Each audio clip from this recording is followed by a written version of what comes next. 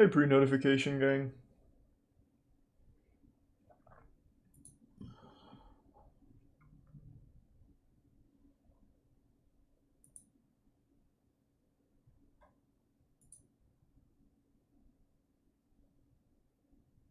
Why, I imagine that makes sense. Silver, yeah. That sounds about right.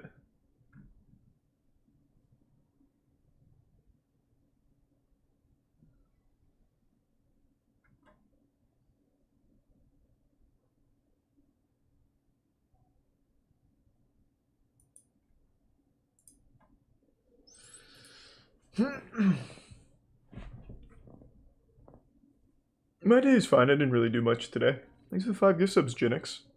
Thank you.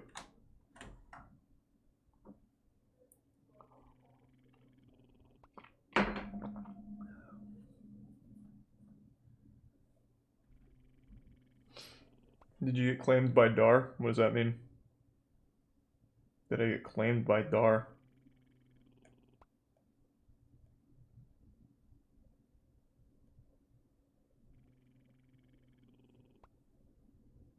Did he take them down? No, what are you talking about?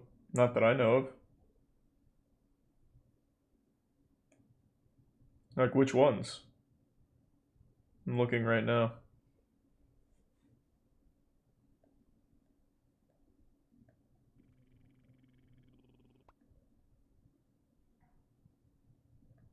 Thanks to the Prime Ice Cold.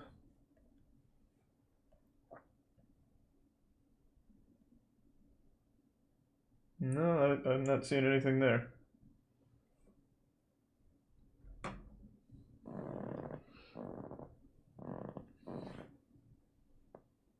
Thanks to 2 gift subs, D-Ball. Hey, man.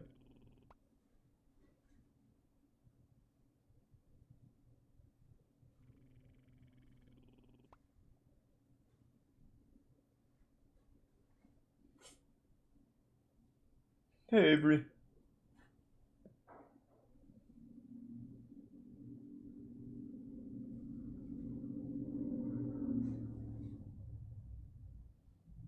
Yeah, I know there's new defunct land. Thanks to the Prime Upstream.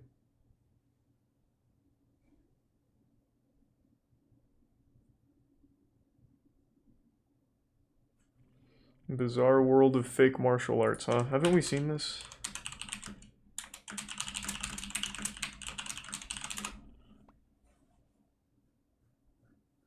Oh no, we did the psychics one. It looks like I started this one at some point though. Thanks to the gift sub Smace and resub TI, More Family, and Whisker Fruit.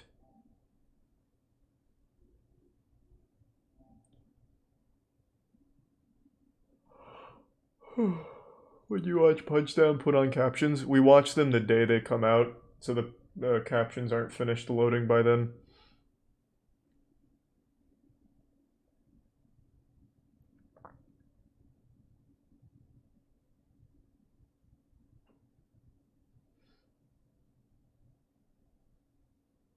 McCamey Manor, isn't that the horror thing? The guy that would just torture people and call it a haunted house?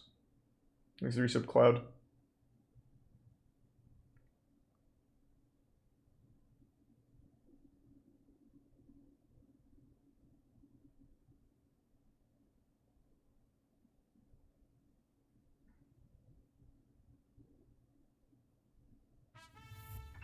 Thanks, Camino.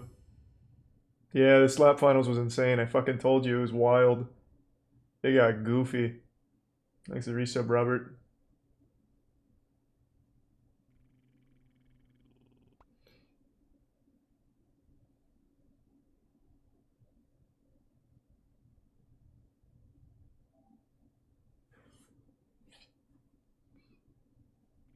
And thanks to the resub Ernie. The Prime Kayada.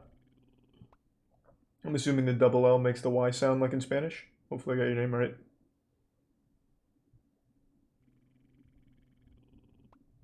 Thanks to the resub Lukey and Krusty Schlong.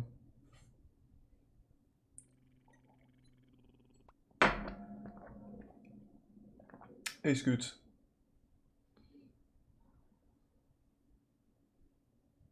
Thanks for the bits, Dan, and the Prime Razzle. It's coming along great, Rip, yes. Thanks for resub Snoochie, Prime Kinney Boy, and Tier 1 Yebod Bliat, and the Tier 1 Zim. Sorry to hear you're having a shitty day, Hyderm. Maybe the Tier 1 Simlinch, and the Tier 1 Bangsy, and the resub Doc. What do you think about gooping? Okay, I'm gonna have to look that up. Definitely not on YouTube though. I'm gonna look at that on the other monitor. Is it a fetish? Gooping?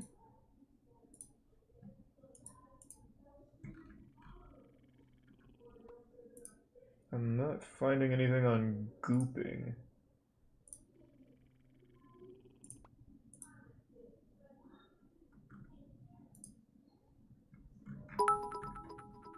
Yeah, I don't know what it is.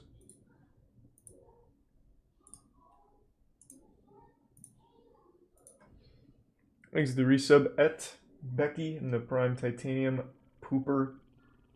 And the 5 gift subs Leon. Thank you, Leon. And the resub Abawa. And the resub Mule, Aaron, and Tier 1 Chase. And the Prime Nevix. Maybe Defunct Land a bit later, but not right now. I usually never start with Defunct Land.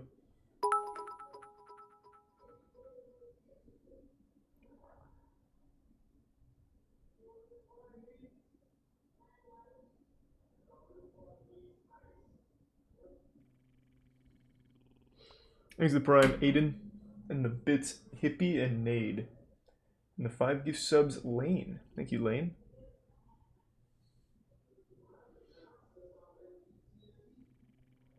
And thanks to the resub Abysmal Rebel.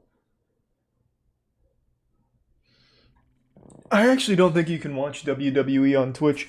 WWE is notoriously the biggest assholes when it comes to DMCA, or not DMCA, copyright. To this day, that video, the moist meter I made on Birth of the Dragon, has been blocked by the WWE 6 times. Every single time that it gets disputed, it gets overturned, saying the WWE was wrong, and then they do it again, like 3 days later. They are the biggest assholes. And I remember there was a wrestling fan channel that would just talk about wrestling matches without showing the WWE matches, and them just describing the matches was enough to get their channel strike down, and I don't know if it ever got put back up. WWE is fucking absurd when it comes to their copyright. Thanks to the gift sub Ethan and the Tier 1 Dirt Trash Prime Comically Sans, Adric, and the resub Vodka, and the 10 gift subs John. Thank you, John. We don't do that, Scurvy boy. Self-promotion is never encouraged on YouTube night, but I'm wishing you the best, man. Sure, Nocito, we can check it out in a bit. And thanks for that, Grinds. Thanks to the bits Point, Senor, and Violator. I don't know what Spiral is. Congrats on landing that huge job, Garden. Thanks to Tier 1 Spunky, Tier 1 Kirby, and Tier 1 420 Blazeit. The resub King Arthur, Evil the Cat, D Mitch, Secluded Loaf, and the Prime Gaxtonian. The resub Beyblade. And Sneed. And the resub Clayson. We're still here doing nothing? It's been 6 minutes. Yup. Jesus Christ. I don't know what's happened. People just can't sit still? Is that like impossible these days? Constant jingling keys is required? I usually wait like 10 minutes so that way people can come in and don't start recommending the same shit that we've already watched earlier.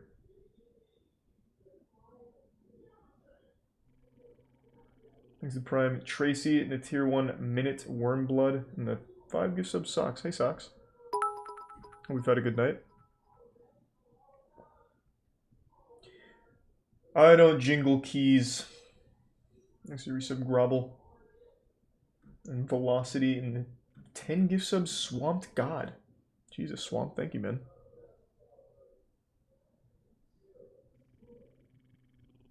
Let's do some Water Guy, Matthew, Baked, Radist, Kaze, and the Prime, Vixali, and gives a Bonk Whale.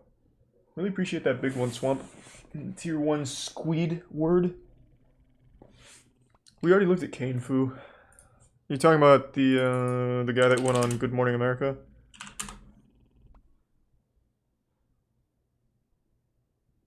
Where is he? This guy, yeah, Grandmaster Mark. We've seen this guy. There's a tier 1 Physical, and the resub Kaiji and B-Boy.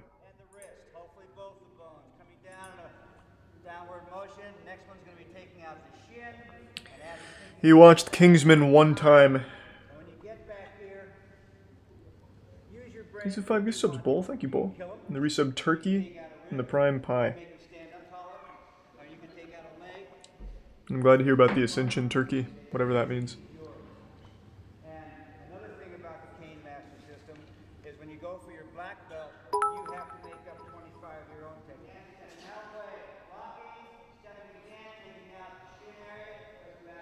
These are tier 1 Slugman and resub Kaminari. Spirited Away, I've seen, yeah. Well, I'm very familiar with Kane Fu. I don't think it's the optimal self-defense tool, but if it's all you got, it'll work. Smashing the shoulder. I'm going to grab the hand here, put the cane underneath the chin. I wonder in the entire history of self-defense if anyone has ever caught a punch by somebody's wrist. You see that in all of these dog shit self-defense courses, especially the ones like for women where it's like, alright, when he throws a punch, and the punch they throw is like all the way out here, like it's a slapping contest, you catch it. It's like, it's absolutely ridiculous. Like, what are you expecting? Thank you, Socks, for the 10 gift subs, man. Thank you for the generosity, Socks. Thanks for the gift sub, Goob Goob, and the 5 gift subs, Plebioso. Thank you, Polybius. Resub Korbansky, Cursed, and the Prime Frisky, and Tier 1 Javto. What's the other big one? Aikido, right?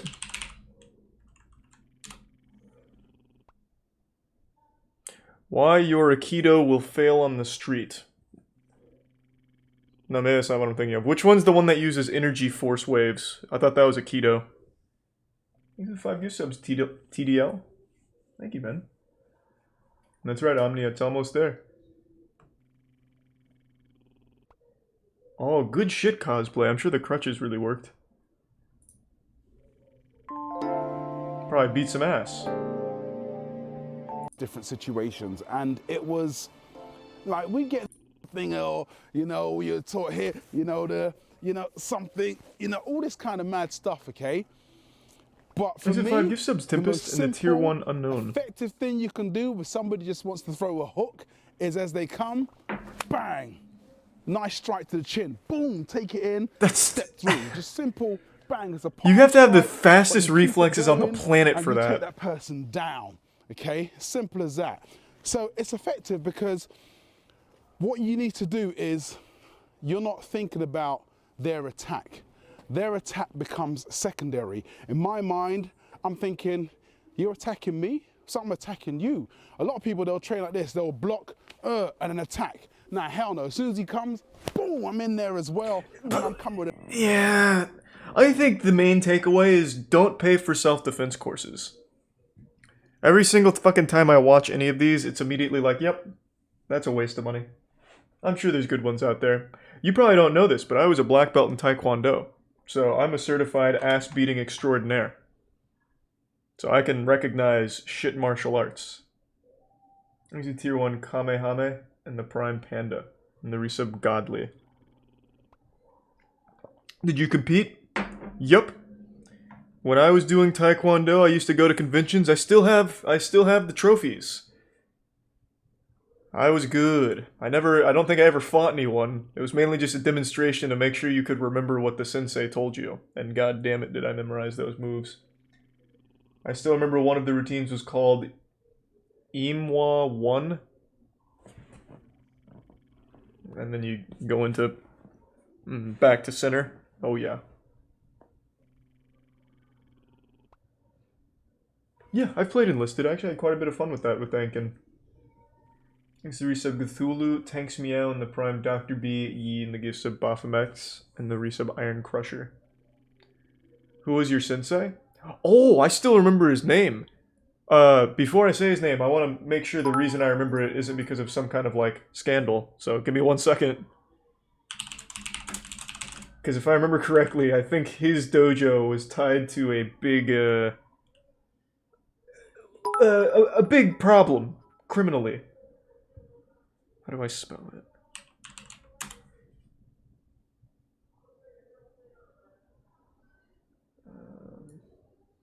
I'm gonna text my dad about it because he's the one that told me. I don't remember how to spell his name.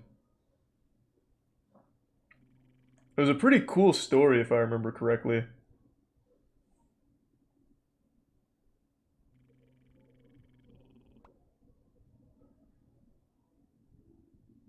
God damn it, how do you spell Taekwondo?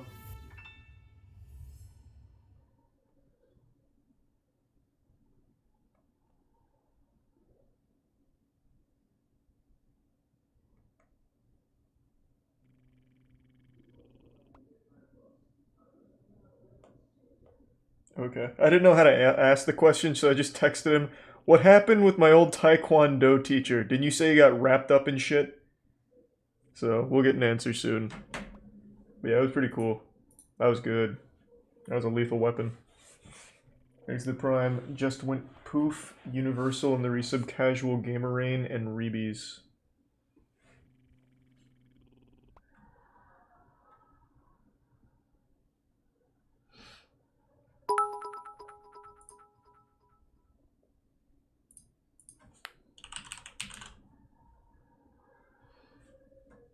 Hoarders? No, Hoarders is more sad than fun, man.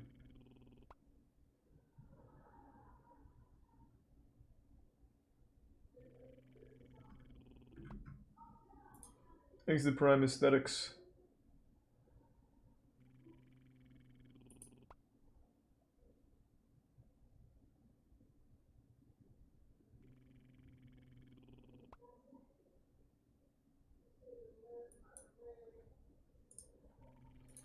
Thanks to the resub Crafting Gamer. No, I won't watch that tonight, Cobb. But I'm sure it's great. This video will piss off contractors.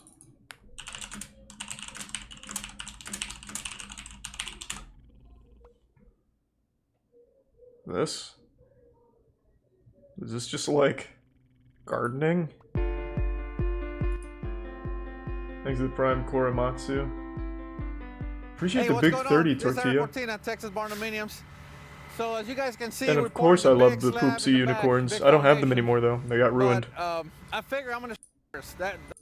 I mean, how long did that take me? Why did you recommend this? Right? I mean, it's not that hard. So you do want to have a sledgehammer. A sledgehammer is, it's not a 100% requirement, but Connor, it's good to have. Dude. And the only reason you want a sledgehammer is so you can support that stake from the back when you drive your duplex nail. Now you do want duplex nails. That's this is something pissing that me was off. For the yeah, contractors can't watch this. So you want duplex nails. So what you're gonna do, you're gonna go on the inside of the form, and you're gonna drive the nail inside out. I'm not even a contractor, and I was getting fucking mad at that. Jesus Christ. Thanks to the Prime Akato. And the bits Tanks Meow. Don't know why you recommended that, but now I'm mad. You can do air kicks with crutches. Yeah, the physics of that checks out. I believe it. Probably do some really cool freestyle shit with it. Thanks to the gift sub Wetnez.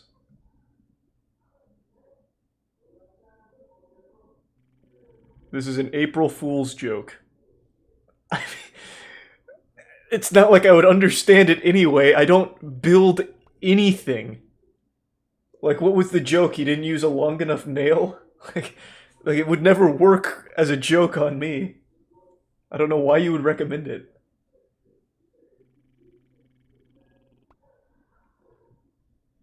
Glad you're enjoying the show, HL2.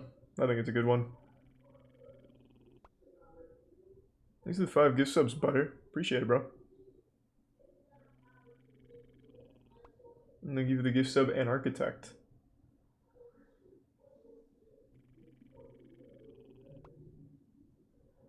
Oh, here. Dad just responded.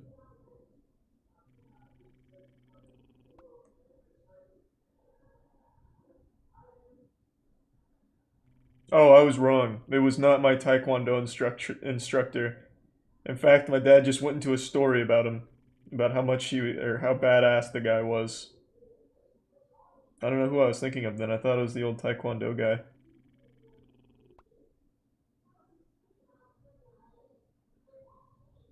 Okay, I was wrong.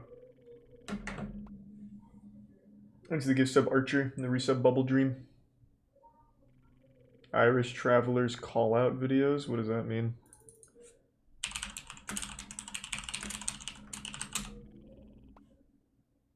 Oh, I think I've seen one of these before. Keith's Mike and John Paul, this is from the two of you, right? You made a video last night, I right? have AD. You're calling me names on it. With you, John Paul, you have a humble eye, you have. You're a squinty cunt. And Kathleen Mike, I'll fight the two of you. I'll fight Kathleen Mike first, and I'll fight John Paul. And if you want to get back there, like, you fight me, and I'll kill you. This is pretty wild. Mama was ready to go to bed one night, and this shit is going on. You're not getting off of it. You're not getting off of it. Come on. It's crazy that this is the same language I speak. I can't understand anything without subtitles. Listen, I was drinking for 3 months with my Uncle Claire. You got out of prison after doing 3 years. You bet you're up to date. But I got you months later when I was off the drink. Do you remember above the 100 steps when I hit the... That has to be the hardest to understand accent of all time. But it's scary. Oh man, it's scary. Thanks to the resub Misto, DizzyTube, and the Prime Jero, and Terrasap. Please don't donate to recommend things, just put it in the chat. Please. Bush Tits Flash Mob? I can't type in Bush Tits on Twitch. Thanks to Prime Frederick.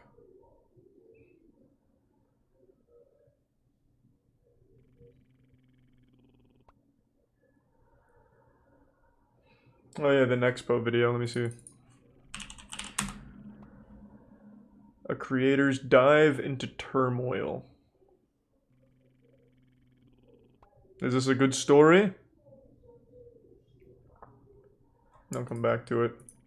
It's 31 minutes. I want to do some shorter shit first, then we can get into the larger ones. Thanks to Tier 1 Zay. The Prime Tracin. The gift sub Gamey.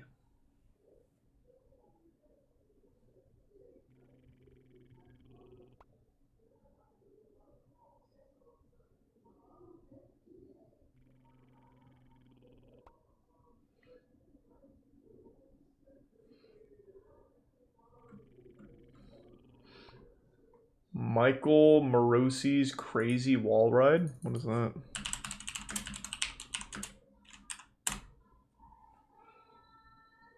This? Are you into dirt biking, Chase? Oh, this isn't dirt biking, it's BMX. So on the 19 plate there, we've got Michelle Morosi for the RSP race team. Thanks to the Bits battle. An 80. 46 Jonas Sterek. Not sure what my favorite song would be from Eminem. I don't really listen to him very much anymore. Seeing the crowd getting pretty excited here, everyone's getting pretty pumped up, cheering and shouting here. Let's fucking get it! Yeehaw! They're all fueled up. That's a nice gate start there from the 19 plate, getting out ahead. Morosi there for the RSP team, giving it the beat. So what am I looking? Will I know it when I see it? Oh, but it's too much. Oh boy. That's gonna come keen. Oh boy, how embarrassing.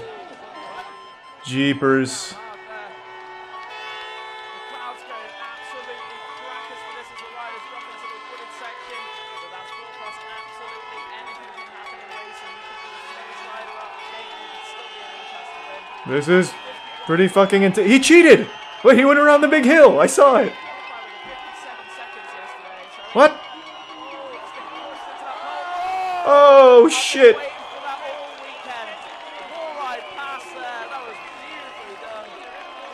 Oh, that looked pretty easy. Why didn't they wall ride? God damn. Exit Tier 1 Westcott. The resub Big B. Prime Augie.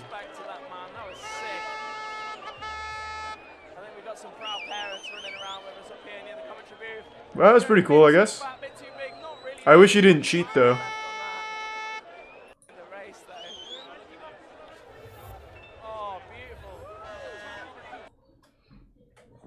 He's the Prime Abyssal.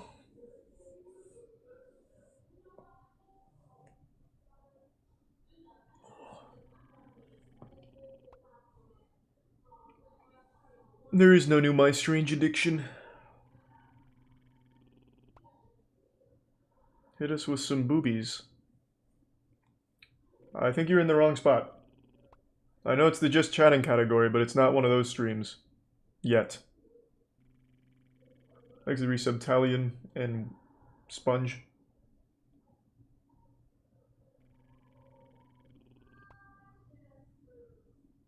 Thanks to the Tier 1 Pinball Cowboy and the resub Delmer.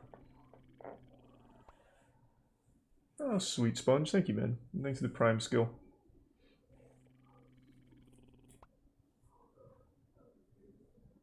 Thanks to the Prime Taka.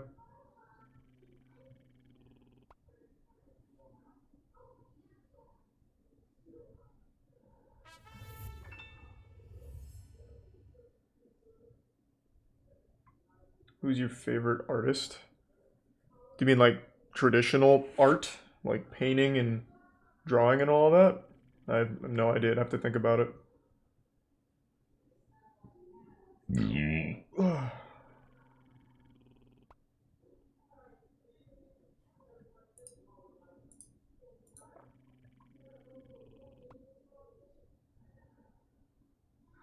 Damien Hirst is definitely up there. I do love his work.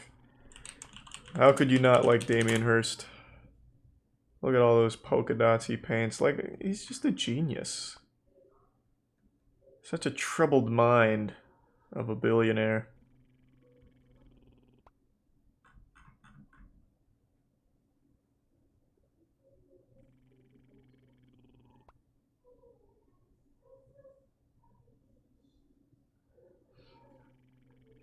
Goat Cam? Now we're getting somewhere.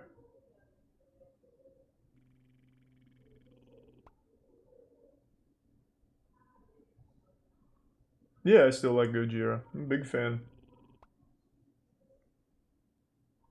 Thanks to resub Alex.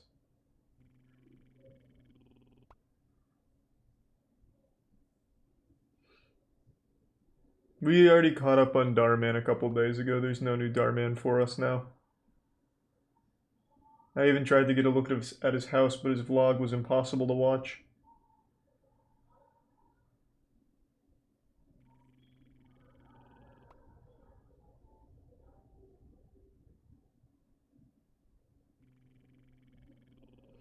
The SpongeBob skin theory is an hour and a half. I'm not watching an hour and a half. Like, it's a fun, silly theory, but it's not worth an hour and a half watch. Is it Tier 1 Colonel Rhombus?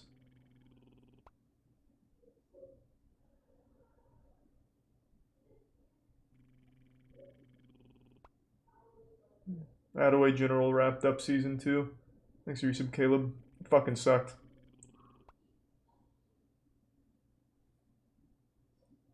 First season of Attaway General was really good, though.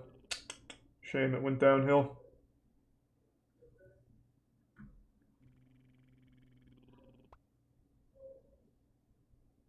I have no idea, ZYX. I don't play League very much. By that I mean I've only played it once in the last year. 2 years, actually. The cult with CIA ties?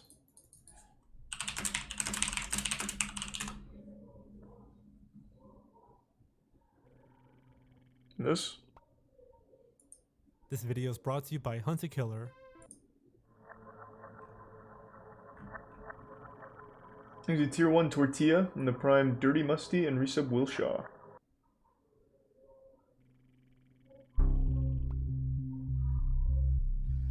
Your only chance to evacuate is to leave with us. Cults. They live among us. Yeah. They walk beside us. Hiding in plain They're sight on hidden Twitter. in plain sight. We like to think that cults operate on a level underneath us, but sometimes it's quite the opposite. In 2019, the FBI Records Twitter account released a 600-page document about their investigation into the Finders cult. The tweet gained a massive amount of attention from online users and conspiracy theorists. Maybe you've heard about this mysterious group from around the internet. You may have even heard about some of the eerie practices this group was said to. This sounds pretty extreme. I don't know if I can watch this one on Twitch here. I thought it was going to be a goofy cult. He's a tier 1 egg. Kind of like how the CIA was involved with modern arts creation. I thought it was going to be like one of those silly, goofy ones.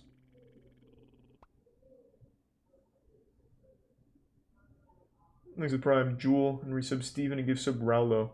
Sleep well, cosplay. Belgian Defense Cadets? What the fuck is that? I might look that up in a bit. We caught up on Vid Chronicles as well. I actually know what that is, Moose. Saw that on Reddit a while back.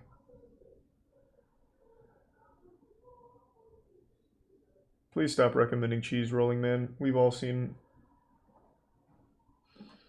Cheese rolling is extremely popular. We've all seen it, man.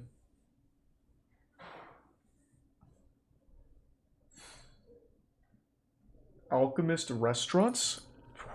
Well, that sounds pretty cool. Insane 50 courses of food art? What the fuck, man?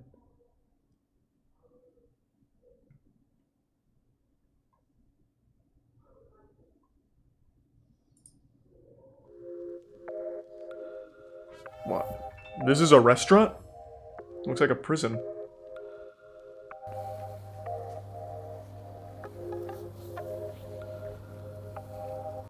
Welcome to Restaurant Alchemist. So yeah, I have just it queued up entering there. The big the bronze next door now. video. This Next to is recent body a pin. bronze door made from the Danish artist Maria Rubinke.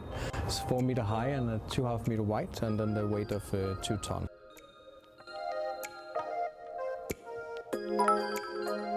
Ooh, this looks very pretentious. Thanks to the resub gluten. So this is the first Yeah, I know installation Boteoshi. room in the It's not very fun to Alchemist. watch. It's a very provide different content from different artists around the world.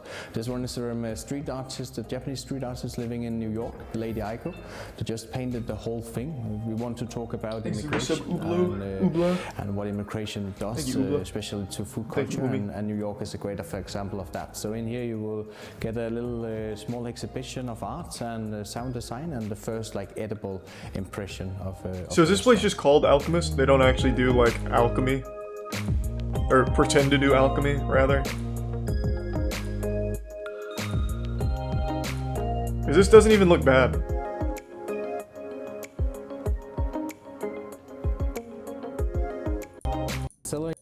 And Holy shit. Wow. so the Sakura content here is inspired by, Okay. of course, Japan. Very influenced by this food I mean, that's pretty cool. hot section and a grilled pass where we are monitoring plating. I don't know why you recommended that. That's just pretty cool. I've had this great idea for a restaurant scam for a long time, though. What I wanted to do is I wanted to open like a really artsy, pretentious restaurant where you would order things, but you wouldn't eat, right? You would get things to look at, and that would satiate your appetite. It was supposed to like prey on people that love that really pretentious shit, and it would save me as the owner a lot of money. So there'd be like a menu of things like banana sundae, and I'd have the chef bring out I don't know, like a banana peel or something, and it would be art. I'd sell it as like an art thing, like an art restaurant type deal. And I really thought it'd be super successful if it was in the right location where a lot of those pretentious douchebags live. So like put it somewhere in California, open that shit up. I'd save so much money on like supplies because I just take the shit back, right? Like they're not allowed to take the banana peel. You pay to look at it. And then I'd also have like specialties where it was like energy meals where you'd order a certain energy blend and I'd just bring out like a light and it would give off that color light energy. And it is a really good idea, I thought, that could capitalize off that trend of pretentious garbage art shit. Thanks to the resub Rockstar and Glorp. And the Bits Ray.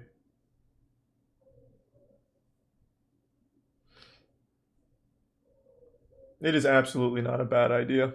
I think that is an absolutely $1 million idea that I will never act on. So you're welcome to use it if you want.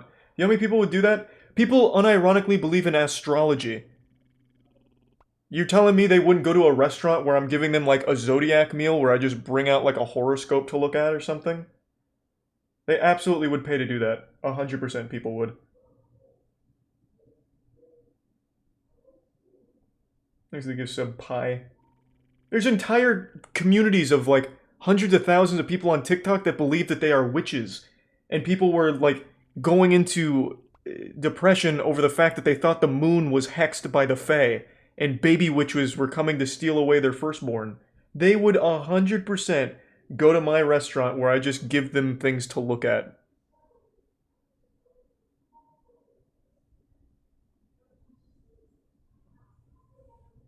Thanks to Prime, Sipo, and give sub TDL. No, it's the first I heard of that, trees.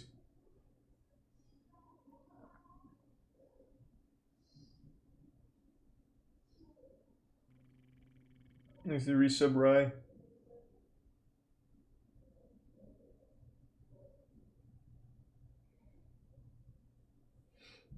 Am I familiar with what? Tales of the Pony Jar? No, it's the Cum Jar. What are you talking about, the Pony Jar? Big Bird takes a spill. Sure, man, sounds terrible.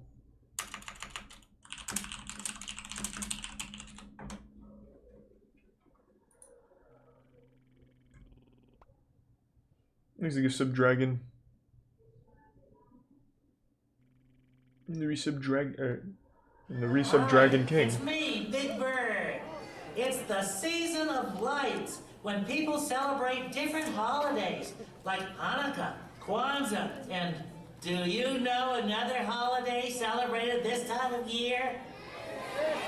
Yay, that's right, Christmas. Yeah. I celebrate Christmas. It's my favorite holiday, and it's almost here. Let's fucking kick it.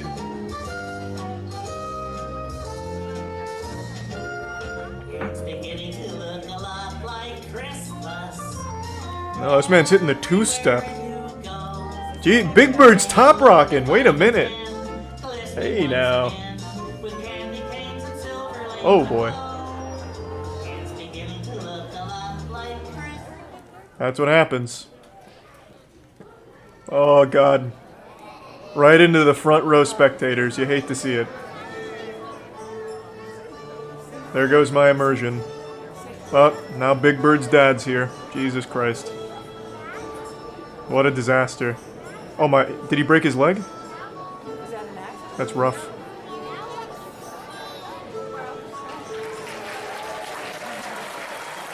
Walk it off, champ. You did great. He absolutely got fired for that.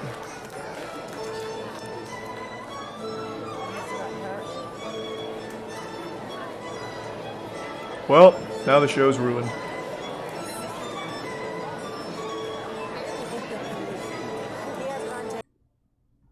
We'll do some shitty expensive houses later. Thanks to resub Don Frey.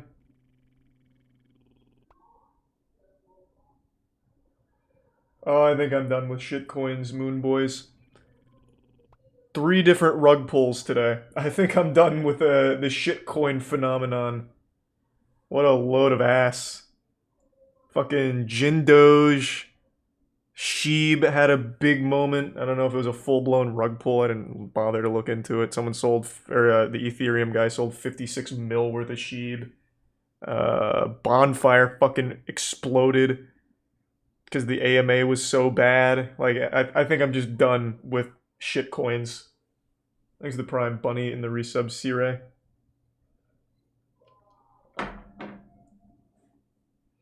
I'll just stick with ones I actually like.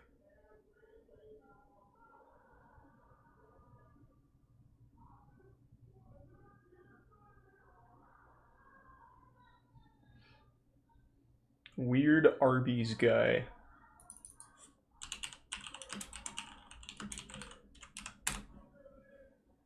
Oh, it's this guy. He does this a lot. I've seen all of that. Well, he used to do it a lot. I don't think he does anymore. Thanks to give Subdemon.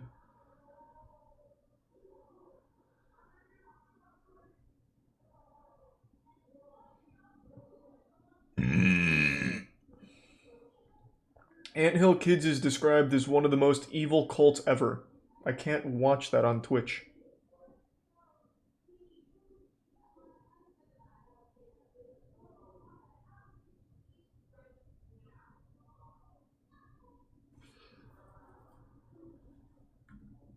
Why is Tiana yelling? She's not. That's the TV. You can't recognize an anime voice? Actually, it might not be anime.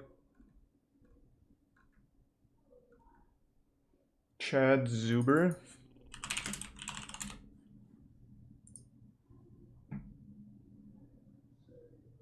Primitive cooking and finding clay. Like what in particular? I don't want to watch just 15 minutes of him trying to disinfect water. Thanks to resub Sorry and Braves guy.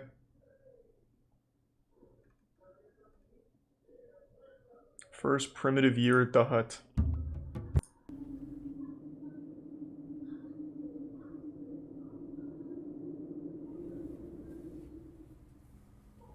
There's a tier 1 drunken waxwing.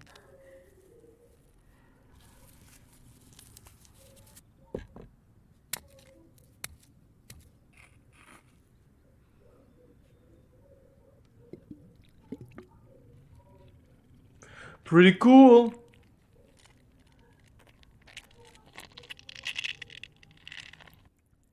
Thanks to resub Atlas and Spidex.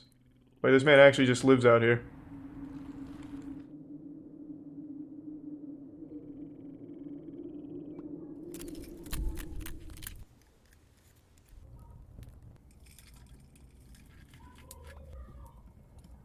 Good for him.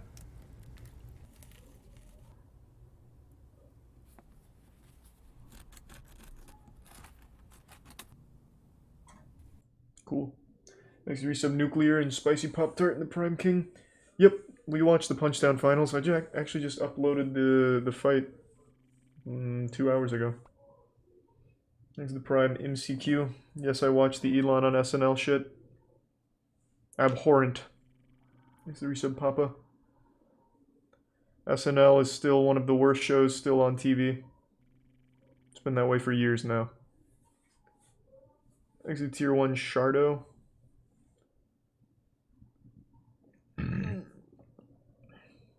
Kid Nation sucks. I don't know why people keep recommending that. That is probably one of the most boring shows on TV. SNL is like the worst, but Kid Nation was one of the most boring.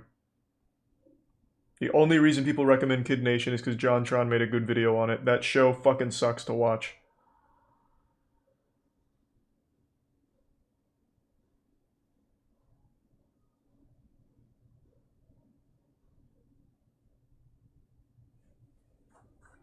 Thoughts on the what series? Arcade Craniacs. I only saw his Five Nights at Freddy's thing. Now I heard he's doing satire. Thanks to resub David.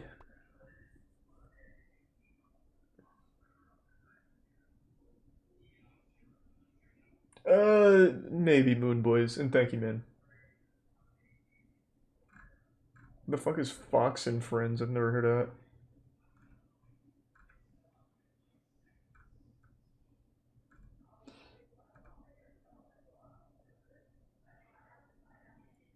that. A guy goes into the spirituality of Garfield comics. What's his name? Grubhub theory?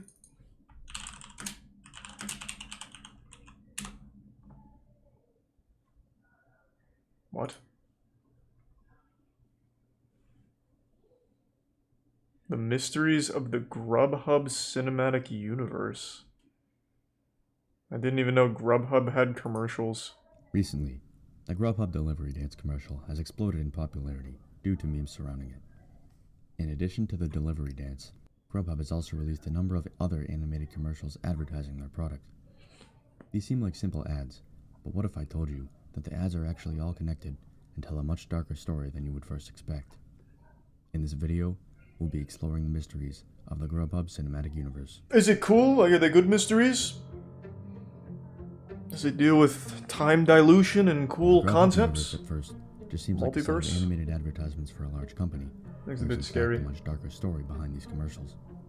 To start, we can see that Grubhub in these advertisements is much more powerful than in our reality.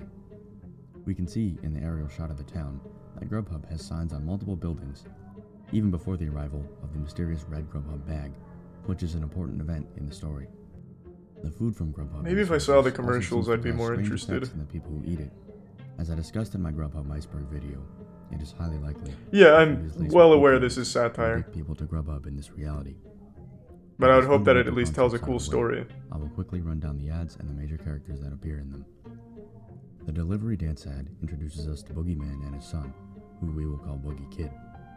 Boogeyman has an opioid-fueled hallucination that shows us some other figures in his life. This guy. Solid. I usually like those, but since I don't know the Grubhub commercials, I can't really get into it. I'm going to take a guess though, and that the conclusion or the lore, like the meme lore, is that Grubhub is using hallucinogenics in its food and keeping them all prisoner. Something like that. They have to keep eating Grubhub. Ooh, thank you for the 3K bits, Steven. I appreciate the fat bit drop. David Schurter.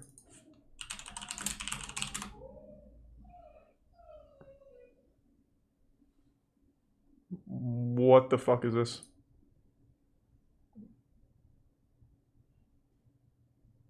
I am not now, nor have I ever been the one or the chosen one. It's July 14th. This is Dave Schurter. I woke up this morning to an email from someone who brought up something that I want to deal with. Thanks to Tier 1 Davinator. I am not now, nor was I ever the chosen one. When I was a kid, I talk about being raised to believe that I was going to be What am I watching? But let me be clear. I myself, David Schurter, was never meant to be the Antichrist. I was taught that I was going to be invaded by a spirit, a force, and consensually? I was nothing more than a flesh puppet. Oh I boy! would end up having to do exactly what it wanted me to do. That's why I went through the training. The training wasn't for me. Thanks to It Resub was so that whatever invaded me had the ability to do what it wanted to do, because my body had been trained into doing so. God damn, that's fucking rough. It's been 2 years since that day. Has David Schurter ascended to the throne? Has he become our galactic overlord? Thanks to Tier 1 Kev Psych and the Tier 1... Oh, a Mexican Wii. I see it. Okay. Sorry, I fucked your name up.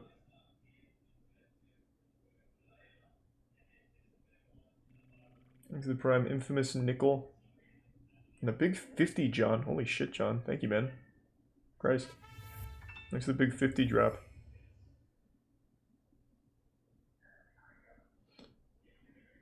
Lance Armstrong's house tour.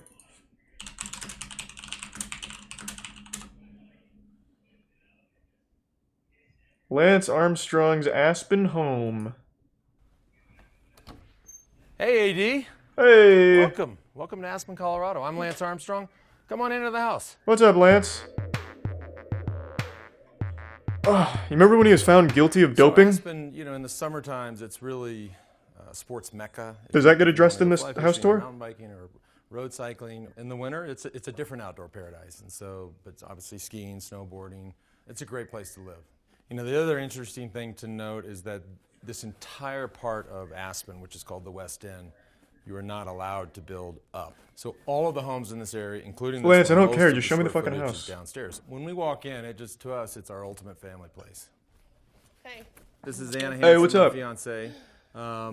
We moved in this house 10 years ago and had 2 kids in this town, raised them in this house, and she's trying to sneak off. She doesn't want to be a part of the show. That's not true. She's just going to see another man, Lance. Just accept it. So one thing that I should point out about this house is that the front door, right here, which AD walked in. I also thought it was his daughter for a uses that second. front door, right? So everybody that comes to this house uses these double doors down here. So let's go check it out. Come in this room. Maybe tier 1 first base in the resub O'Gillen. So as we walk through, you'll see that there's a lot of art in this Maybe house. Cambodia, thank you. I started collecting 20 plus years ago when I built my first home. This is an artist that I did not I've take never part been able blue. to, have a piece Unless with. you can Mark extend it Lydon till is his tomorrow. name. He started out designing album covers. He did a Michael Jackson album cover. It's gorgeous. Here we are in the dining room. This For is, being as rich as he is, like this is a really most normal-looking American house. Dining rooms in that you never use it. I will say, and just to Roy and Jill's credit from RWM Design, so the medallion on the ceiling is not part of the lighting fixture. Roy's very good about, Is there anything cool here? Why did you recommend this? This is super boring. It's not as abrasive. It looks. This the bikes in this ground bike beer. This paranoid pictures. You got every house up here up and out. What? All right. He should have a room dedicated to a picture of every person he sued over the years who accused him of doping and the careers he ruined as a result of him lying. That'd be a pretty cool addition to the house, I think.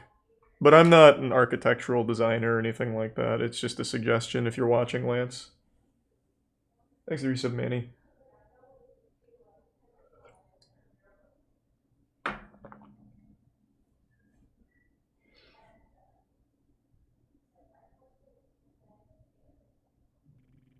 Thanks to the resub 98th Crusader. Abandoned animatronics, huh? Thanks to the resub Sonder. And the resub Seppi.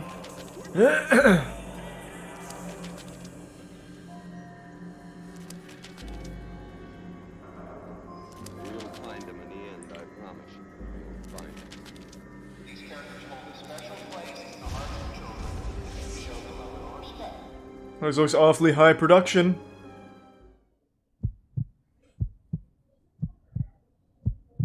Hi everyone, my name is Ben Lawrence, and I'm going to be your Fast Pass Facts host. He's tier One 1 of my blunts. favorite pieces of theme park history is the abandoned animatronics. The resub Sir And Leon. today we're going to be taking a look at some pretty creepy abandoned animatronics. Funtown Mountain. Funtown Mountain's history is so bizarre and tragic, it seems to be something straight out of a Stephen King novel. Back in 1969, Really, Mammoth D-Money. Cave was Nice. bringing a lot of tourists to Cave City, Kentucky. Exit Prime And taking Slim. advantage of this, Guntown Mountain opened in the same town. This theme park was themed entirely around the Wild West and offered guests live shows of gunslinging cowboys, a few rides, and many attractions.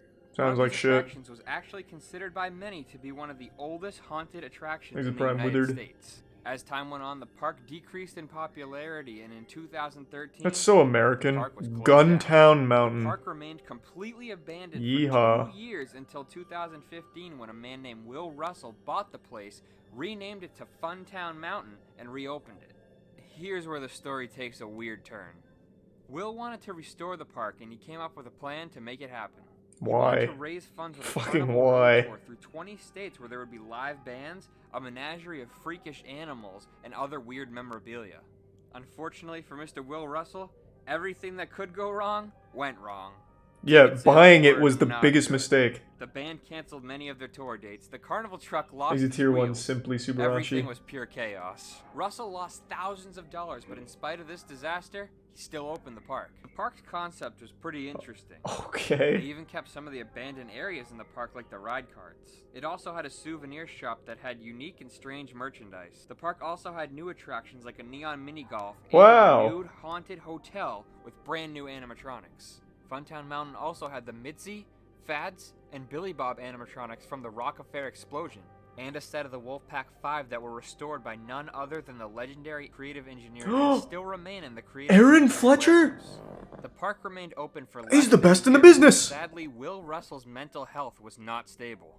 I thought he was in the mental asylum. First episodes, Oh Russell my god. started destroying and vandalizing They his broke him own out for theme this. park. In another tragic episode, Russell invited guests into the park and allowed them to take whatever they wanted from it, which resulted in chaos. There's a tier 1 The Rockafire Linnae and the animatronics Prime were abandoned in the dark Sensei. and left to rot, just like the souvenir shop. The city officially deemed the property unfit for human occupancy and Yeah. shut it down. Sounds It was about right. bought by David Froggatt Jr. and reopened under the name Froggatt's Guntown Mountain. This new Why? park offers guests live Stop shows, buying this mini fucking golf, place. and the haunted hotel, among other activities. Fortunately, Will Russell recovered from these mental health problems and recently founded a non-profit to help normalize the topic of mental health called the Everything Will Be Okay Project. In the words of Will Russell, the two things that are incredibly dangerous when it comes to mental health, depression significantly, and that is losing hope and shame. This looks like the worst property to buy. Like, you are actually just buying fucking nothing. And I bet it costs a lot since it's on the top of a mountain. So you have to buy the fucking lift to get up here. And then you have these old, dilapidated, condemned buildings on a very steep hillside. This is a disaster waiting to happen with kids playing over here and then just falling down the hill and dying. This is the worst investment. Joko, post-hurricane at Six Flags New Orleans. A trip to New Orleans for a new kind of Thanks to sub Ariel and the resub Sinrose and Sabernatha.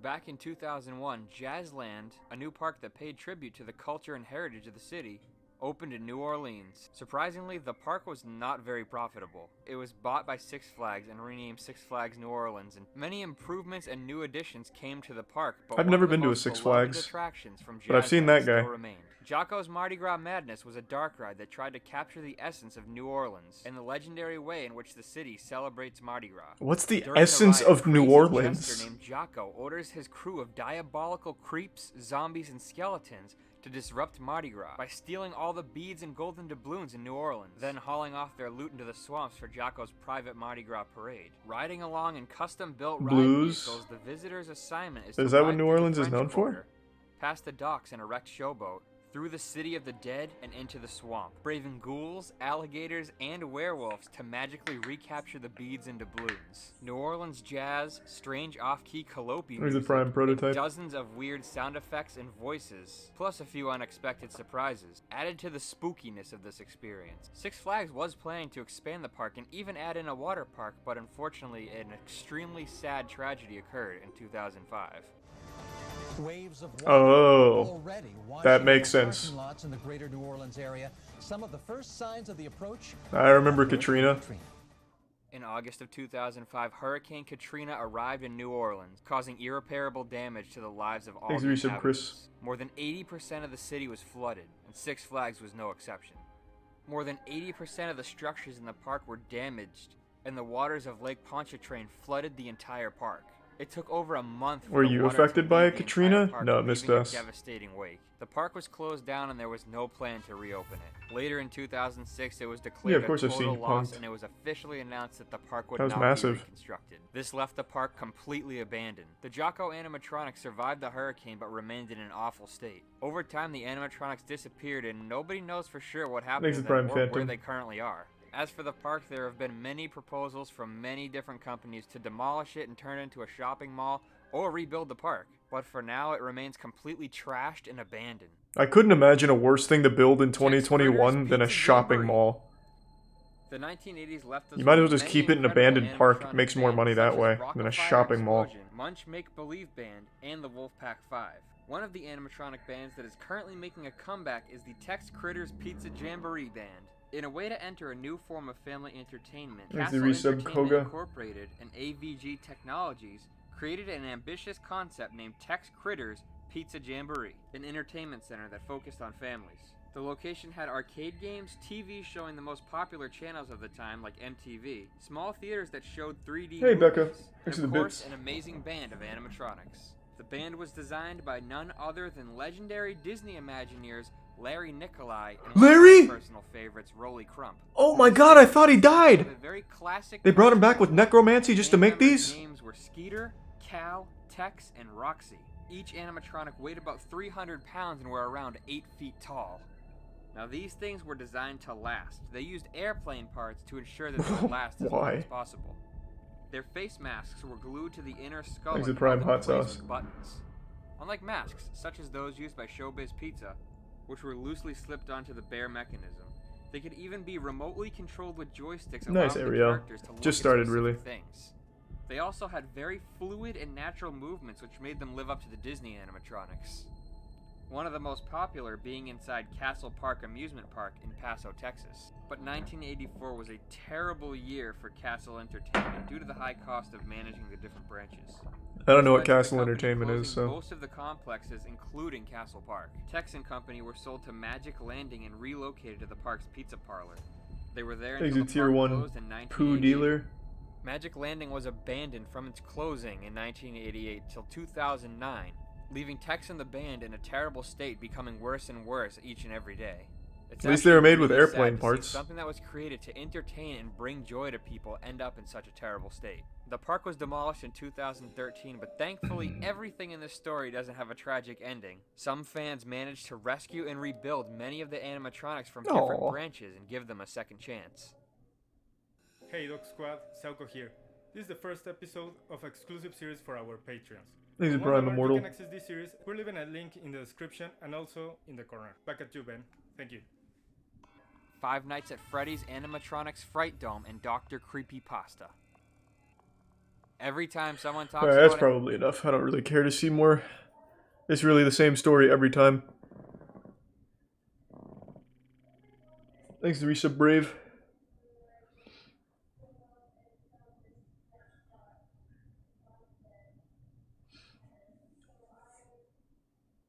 Stops at Freddy. Well, isn't it just, he just said it was a creepypasta. Why do I want to listen to a creepypasta? Did I see cock? Yeah, I've seen cock before.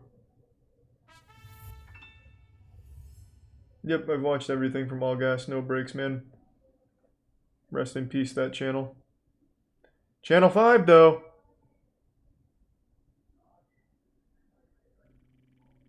There's the resub spleen.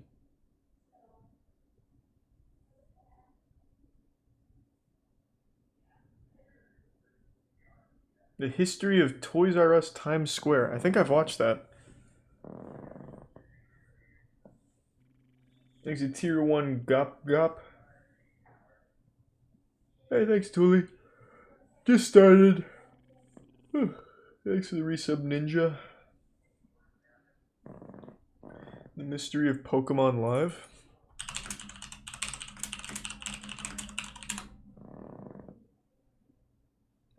This. Ladies and gentlemen, my name is Chadtronic, and some of you guys might remember over a year ago, I Thanks to resub teased Memetic. that I would be making a Chadtronic video about Pokemon Live. Nice, Well, where Kit has Kat. that been? Where you've teased that, Chad? We've certainly not let you forget the fact that you did that. Where Thanks is to that resub video? Corval. Well, this video is kind of a response to all those questions as to where that video has been. Well, let's at. get it. And I think you'll find this video itself very interesting. I had no idea Thanks to Prime at Breed the and time Soccer. what I was getting into when I teased that. I think you guys will enjoy this video. It's not an ordinary video that I would make, but I still think you'll enjoy it. Let's get right into it. I have a story to tell about Pokemon Live.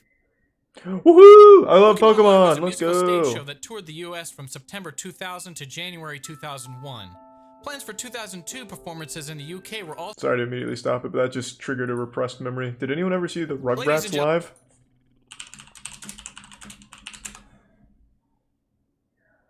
Oh my god, there it is. Oh, alright. I want to see that. also made, but later canceled. The musical is based on the Pokemon anime series, using similar characters, clothing, and story elements. Approximately 90 minutes in length, it told the story of Ash, Thanks to Misty, Prime and Brock Diddle as and they the Bits traveled to a Ramon. contest to win the much sought-after Diamond Badge. The event turns out to be part of a plan by the evil organization Team Rocket and its diabolic leader Giovanni to take over the world. The music of the show consisted of songs previously released in the Pokemon This looks anime fucking soundtracks, great. as well as some new songs. The show was successful, but Thanks to Tier largely 1 disliked Kurt. by critics. One critic was even quoted saying, "Here's Snorlax Snore in person." Michelle Erica Green. Amateur video clips It's of one for of the Pokemon kids. live performances by someone who attended the show were When you uploaded go to to these, you're YouTube just in June expecting to be 2008, bored. but shortly after were As an deleted adult. without explanation. One person who has been incredibly open about the show and its mysterious history is Chris Mitchell, who was the production stage manager for Pokemon Live. When asked about the show's failure, Chris had this to say: "There are many reasons. The show was too big and expensive to run, the budget was not handled well, and the show was not advertised correctly, and most importantly, the show probably came out a year too late. The Pokemon craze was not as big in 2000 as it was Imagine in if they did this 1999. now. Chris had also commented It'd be that the nothing show but had lost over 40-year-old $1 dudes in the million audience. of investor money. Despite Pokemon Live's short-lived existence, Chris was lucky enough to record some of the video of the show. I have several DVDs of the show. I was production stage manager of the show and videoed it for note-taking and archival purposes. I recently transferred my VHS tapes of the show to DVDs. I decided that people would like to see it again, so I posted the best copy I had Aw, on Chris. YouTube. Unfortunately, despite Chris's best effort, the video recorded is fairly poor quality and quite far from the Fuck stage. you, Chris. When asked about an official Pokemon Live video release, Chris had this to say: "As I said, this is the best copy I have of Pokemon Live. The other videos have too much washout of the characters when they are in the follow spot. I don't think anyone will ever know the real reason behind why they did not release the DVD of the show that they professionally videoed in Chicago the last weekend the show was playing before Probably it because it closed. wasn't It good. currently seems to be a complete mystery why It's 4Kids Prime Mac. Entertainment never released the show into a post-production video format. In July of 2000, they even teased Pokemon Live being released on home video on the official Pokemon website. A friend of mine helping me do research for this video recently Whoa. reached out to Chris to absolutely confirm the existence of an unreleased home video version of Pokemon Live. Chris had this to answer: "Yes, there was a high-def multi-camera version shot that was supposed to go straight to DVD. That footage has been lost in the archives of Pokemon HQ ever since they shot it. I have tried to get a copy of it to no avail." Alright. Guys, Thanks to Prime Zello. we have to see this. Is that it? Oh no. Pokemon Live should be something that we should all cherish and should be a part of history. And, Oh, that and is it. Right now, So he never found it, huh? Well, you know what still exists? The Rugrats Live. Fuck yeah. I saw this. I went to one of these performances. I fucking hated it. It scared me.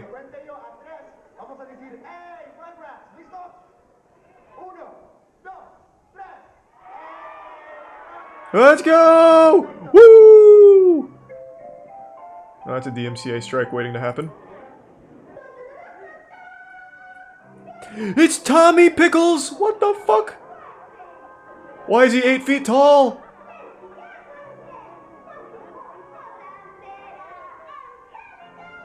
Alright, the cameraman's doing a horrible job here. Thanks to Prime Frank. And yeah, we watched that Mad Max. Thanks to Resub Zeta.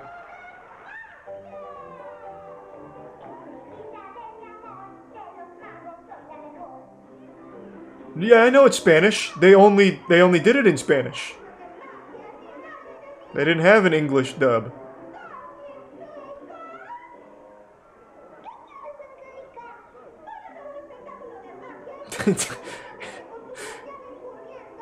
I think I might prefer the Spanish.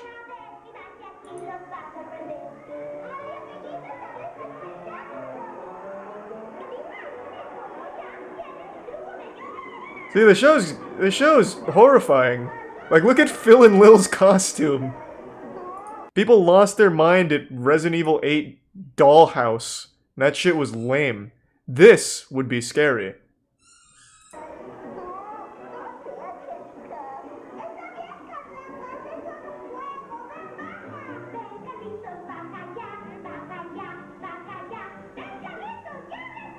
Yeah, that show was great. The performance was one of the scariest things I've ever seen in person. Thanks to Prime Bork and the Tier 2 Pico. And the 2 gift subs Fat Chocobo. There's a big Tier 2 Pico.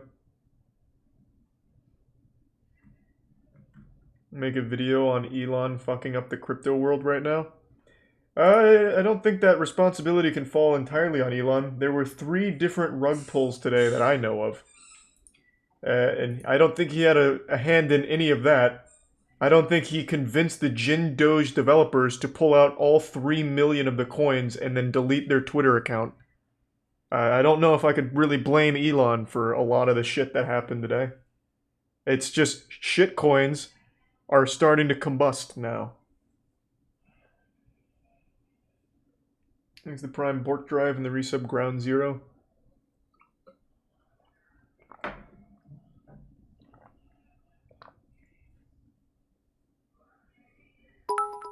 These are 2K bits, Puppos.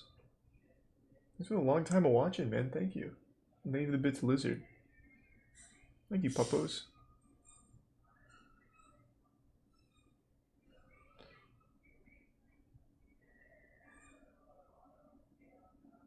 Oh, hey, yeah, Paramount Plus. Isn't that a streaming service coming out? Thanks to Tier 1 Johnny. Thanks to the Prime Ryan R. And the bits Swaggin' Cat and resub Slapmaster.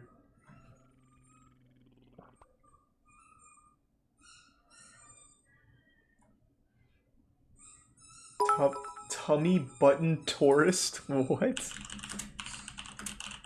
What does that mean? Tummy button tourist? Oh, it's a skit. No, I'll pass. Thanks to resub Stalingrad and the Prime Evanbot and the bits Jack.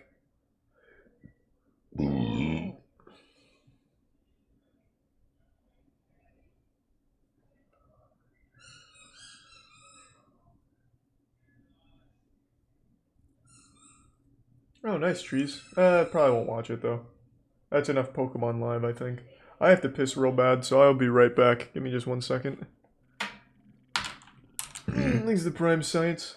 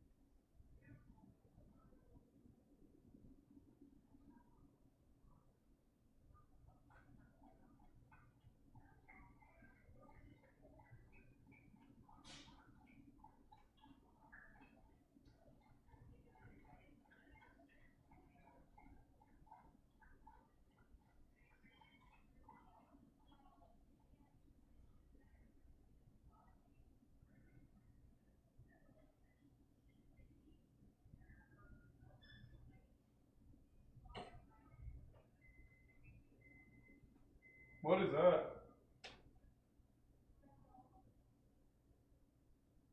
What was that beeping? Oh, I thought it was in the house.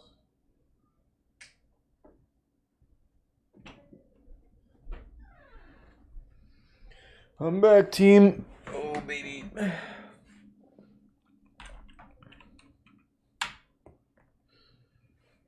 Alright, let's see this next Poe video.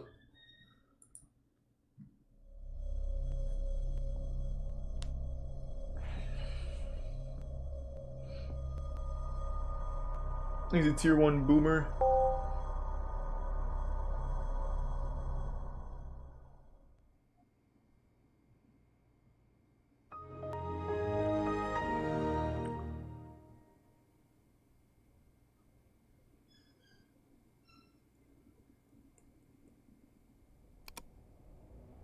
Ooh, that looks haunted. Jesus Christ.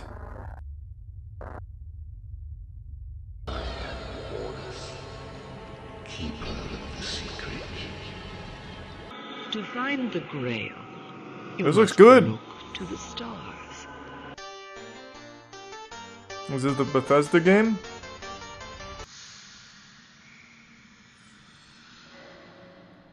Drowned God. A 1996 point-and-click video game created by a man named Richard Horn. What's up, Richard? Also known as Harry Horse. What's up, Harry? Stemming from the idea that the scientific origins of humanity are a lie, the game plays like an eerie looking glass into a disturbed mind. The game is, for all intents and purposes, This video is a about product Todd of its Howard. time, and it was received mostly Nice. well. Containing an esoteric mishmash of historical beliefs, the game effectively bombards Thanks, you with Resub questions about your Quintus. origins, connecting them to prominent conspiracy theories and secret societies, like the Illuminati. In turn, the end result is nothing short of perplexing. But doesn't look something bad. tells me that this was done on purpose. At the outset of Drowned God, you're greeted with a mysterious chamber and a strange voice explaining your place in its world. Allegedly, the reality that you're experiencing is a gift, and who it's from is presently one of the game's many mysteries. Don't know what that means. Hey, The thanks voice for the dollar, explains that you Vasily. can hear I from don't, a previous I don't know what life, that means, and but your thank current you. task, while obscure, is to unearth the secret. I imagine that not the real enlightens Vasily, but answers about I life respect it itself. regardless. Trust too deeply, the voice warns, and you'll Thanks know to the Resub wickedness in Abraxas. men's hearts. As above, so below. If that is real As Vasily, send me an email, so man. below. This is the secret of the Drowned God. Thanks to the Prime Nebulimes. Have I watched Thy Neighbor? Nope.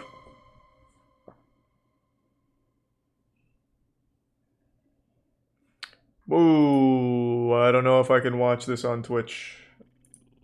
I thought this was going to be goofy.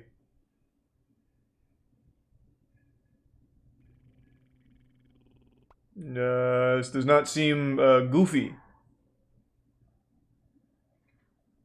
This is the resub Wacko, Jacko, and David. It doesn't show anything? Are you sure? Last time chat said that, I immediately was greeted by full ass cheeks. It's fine if it's a little heavier as long as it doesn't show anything, like, and it's, like, interesting. Like, is this in the game that it has this shit?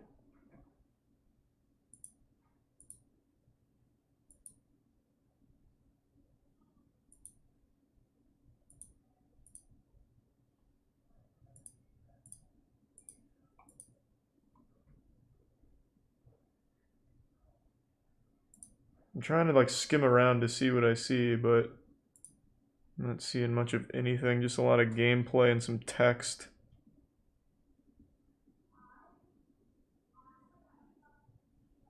Thanks to the tier 3 gift sub Johnny and the resub Jim.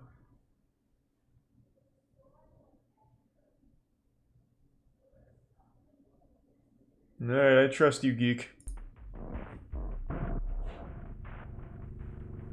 The atmosphere No, I've of never Drowned even God heard of that sucks you in, before. enveloping Squidward? you within its Tentacles? bemusing lore from the outset.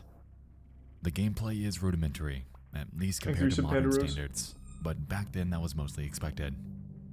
The point-and-click game was That nothing sounds cool, new, Panda. and Drowned God was, of course, one of many like it. Sanitarium, Damn, that garage, tree's got titties mist, on it. Putt-putt, they That were was cool. everywhere.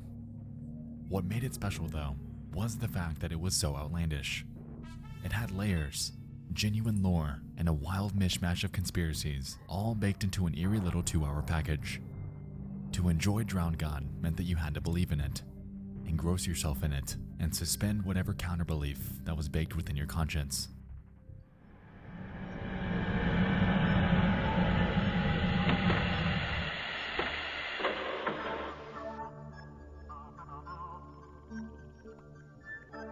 This game looks like a banger. Thanks to the resub, Adam. Maybe. We'll see. I don't know about that. I'm not big into feet pics. Monologue, you're left in a chamber called the Bequest Globe. Before you is a terminal, and after entering your name, it assigns you a number. I can check that out later, a code Monkey. name, and then Thanks presents to you resub with a Doomslayer and the synopsis Prime of your past Prosciutto. lives. After And observing Adstar. this, a door opens up leading to 2 otherworldly beings named Keither and Malakut that explain that you need to collect 4 ancient relics for the secret of the Drowned God. Obtaining these involves utilizing a time machine mechanic known as the Crypto Wheel that teleports you to the regions in which they're kept. The first world is one named Bina, containing aspects of Arthurian legend and including references to Stonehenge. It takes you through a deserted wasteland before eventually dropping you off at a Marcio, museum and I hope you feel that better I can only soon. describe as uncanny. Like the Museum of Anything Goes.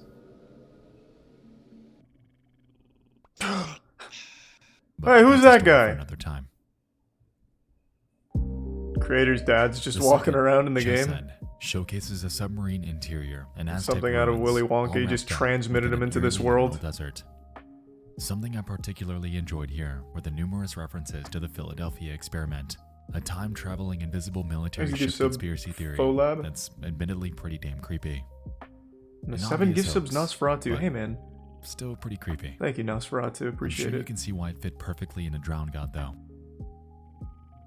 The third, Yeah, I don't named know, Den, Doomslayer. brings you to a carnival, a maze, and an underground subway system. The characters you encounter during this section don Plague Doctor masks and walk in the most unnatural manner possible. That's not unnatural, they're just The in carnival pain. section, however, was a welcome change. I've seen that because it was walk from a thinly million sung in people 3 in the real vibes. world. And that sure as hell ain't a bad thing. In the final world, Chalkma takes you to a structure outside of Area 51. Everything's super quiet, super abandoned, super ominous. It's a game. It's just a fucking game. Why Once are we the so game hung up on finally the draws to game? a close, and you collect 3 of the 4 artifacts needed to unearth the big secret, you'll find that you're unable to, and are left to choose 3 separate paths leading to 3 different endings. Choosing the first path I wanna banishes know you about to the a guy behind technological the police game. state with men in black suits surveilling you. The second is much of the same, however you're forced into genetic manipulation against your will. And the final path? Well, that's my favorite one, because it welcomes you with a scene of aliens that Hey. cheerfully claim, We are coming, for we are Legion. a bit forward on Okay, that, big guy. but that's Drowned God. Bring all your friends. Fuck it. Aliens helped create humanity. I'll slap them around. Because of course they did. Thanks to resub Disco, Rock, and Drink Water. Now, Drowned God within itself is undoubtedly creepy and absolutely warrants an entire review video of its own. It's got all the I mean, it's cornerstones not of a that dissectable creepy piece looking. of media, with hidden secrets, a convoluted story, disturbing characters, and a creepy atmosphere. While that alone personally piques my interest, what you'd be surprised to know is that discussion about the game itself isn't actually why we're here today. Good. The game's creator, Harry Horse, Hey, is a Harry.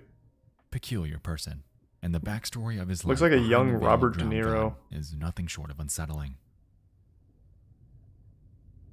But why?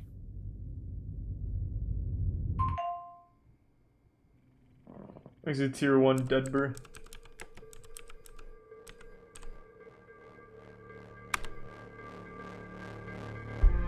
Thanks to Prime Baps.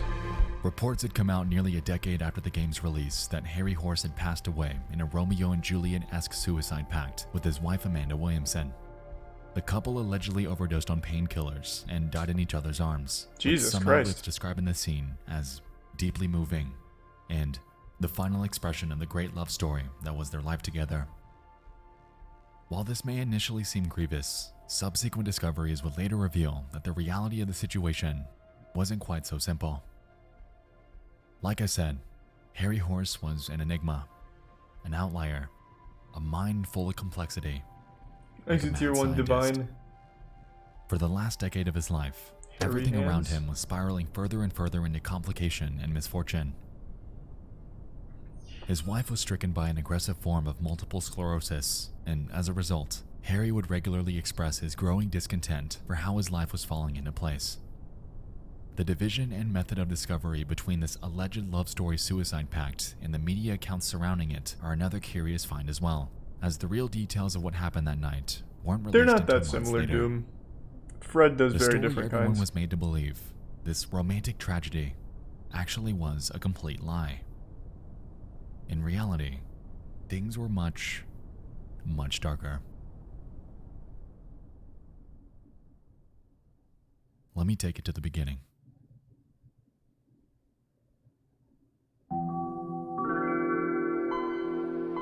Ah. The birth of Harry Horse, eh?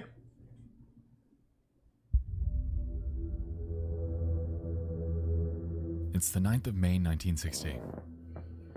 A boy is born to a Joe and Derek Horn of Warwickshire, England. They name him Richard, and he would be the first of 4 children. For most of his childhood, things are wow, that's a lot of hay. pretty good. The family That's a big reportedly load. lived in an upscale farmhouse without much conflict, and from an early age, Richard was known to have Thanks a for some fondness for concrete. art, frequently drawing the animals that he'd see on his daily walks with his family. All around, by those that knew him, he was regarded as a considerably friendly and stand-up child with a winning smile. By his teenage years, Richard would become increasingly aware that his life aspirations were at odds with those of his family. For instance, his parents were delighted when he eventually landed a job as a solicitor's clerk at a law firm. However, this occupation Hot dog, opened his eyes fried to where rice, his huh? passion Maybe. truly was. Not in law, but in art. After quitting a short while later, and around the time he turned 18, he'd leave his home for Edinburgh, Scotland, in hopes of sneaking into college art classes. He changed his name from Richard Horn to Harry Horse around this time as well, which his family believes It's a was much his better method of name. burying his past life entirely. A rift that we'll soon find noteworthy.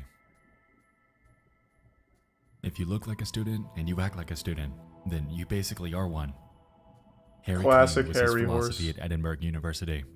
And Thanks it for Prime seemed to Jack have Rat. ultimately paid off, as just 5 years later, he'd release his debut children's book to remarkable success. Whoa, wait, I've heard of that. His method of pulling this off, however, Wait, the involved a Ogopogo? significant amount of lying and persuasion. Allegedly, he had contacted the would-be publisher Canongate, posing as an agent and claiming that they should check Harry's work out. Needless to say, he ultimately landed that interview, and the rest is history.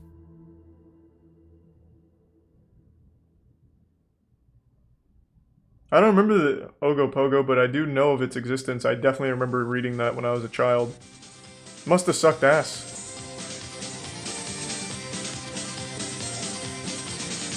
And then he founded Mumford & Sons too? Holy shit, Harry By Horse. utilizing this newfound knack for role-playing, Harry would launch a band called Swamp Trash in 1987.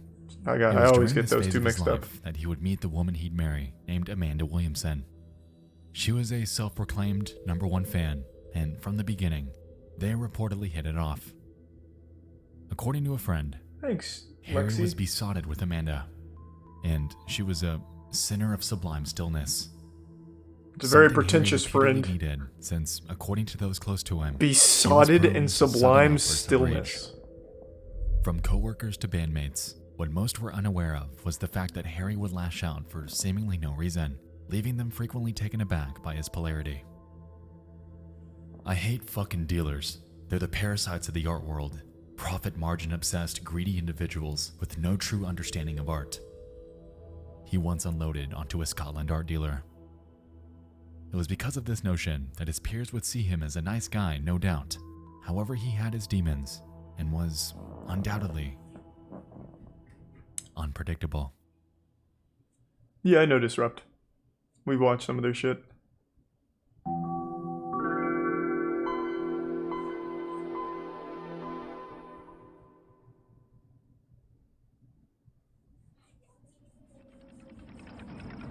Thanks to resub Easter Bunny.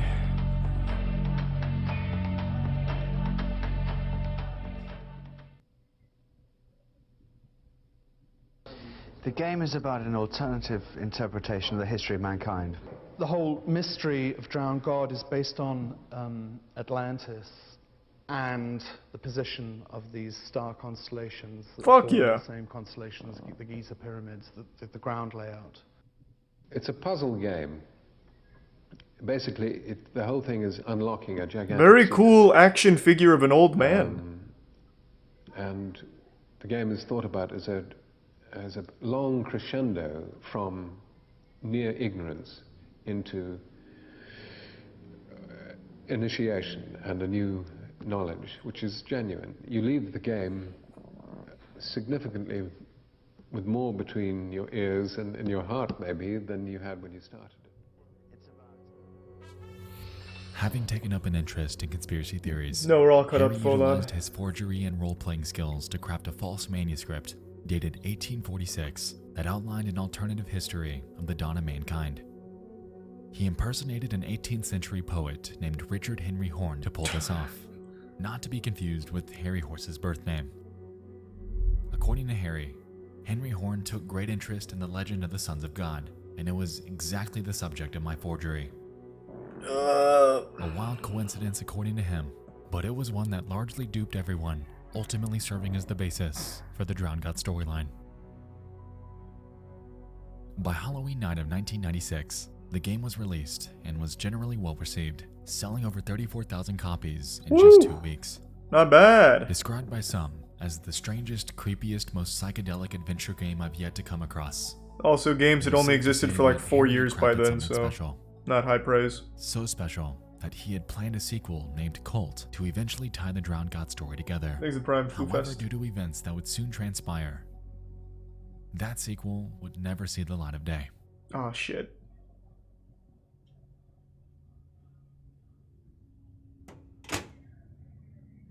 Contrary to his success in his professional life, Harry's personal life was crumbling. Amanda was officially diagnosed with an aggressive form of multiple sclerosis, leaving her health to rapidly deteriorate, and by the early 2000s, she was confined to a wheelchair. This downward spiral would carry on for the better part of the next decade, and those close to them could observe Harry's mental state mirroring this. After a myriad of smaller Here's a moves tier and 1 life sandwich. changes during the next few years, the pair would adopt a cat and a dog named Rue, and in 2004, they'd set up camp one final time near Amanda's immediate We are family 16 in minutes into Shetland, this, Scotland. and I don't know what the point of the video is. It was there where Harry was out of his element. It's just telling me the As story time of would Harry pass, Horse in his this workload game for from the caring for 90s. Amanda would increase, yet at the same time, his mind had a nagging desire to work back in Edinburgh. To Harry, the months began to feel longer. He was becoming increasingly uninspired, and by May of 2006, it was observed by his peers that his demeanor had reached somewhat of a breaking point. Catalyzed by the sudden passing of their dog Rue, No. he became indifferent, incalculable, and it resulted in a multitude of incidents. According to the Sunday Times, he berated a Shetland art gallery for its pretentious paintings. He punched a hole in a wall Understandable. at a home during a bout with a social worker who was disputing Amanda's disability benefits. His family's relations were reaching a terminal phase, and he eventually cut contact with each of them. Thanks to Prime. I'm in a Boolean. living hell, Harry once claimed, and this island that was supposed to be their home of tranquility was beginning to feel more and more like a prison cell.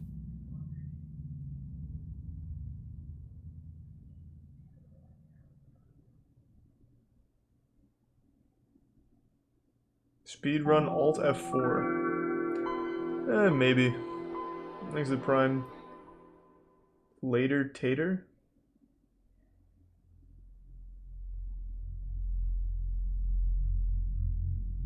On the 9th of January 2007, two friends visiting from New Thanks to Zealand 5. would make a quick stop Sergeant and check in on D-hole. the couple. Resub Skillet. During their stay, Harry purportedly wasn't himself and was firing off claims such as, "It's a wonderful night for a killing." According to them, Amanda didn't want them to leave after their visit either. However, against their wishes, they left anyway.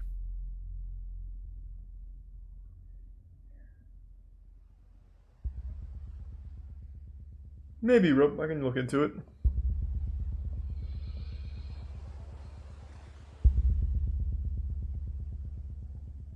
Japanese extreme apologizing. I've seen it. It's pretty cool. 9:40 a.m.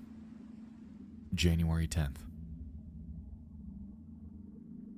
On their way to the airport, the two friends return to the house to retrieve a jacket that they left behind. The front doors open, and they head inside. Instead of being greeted by the couple, however, they encounter something a bit more grotesque. The Drowned The God dog video and their game cat took over. Are stabbed to death. Whoa. Amanda is seen with over 30 stab wounds and a broken blade stuck within her. Harry's discovered with over 47 wounds on his arms and torso and mutilated genitals. Thanks to resub Gooey. The pair are lying close together on her bed.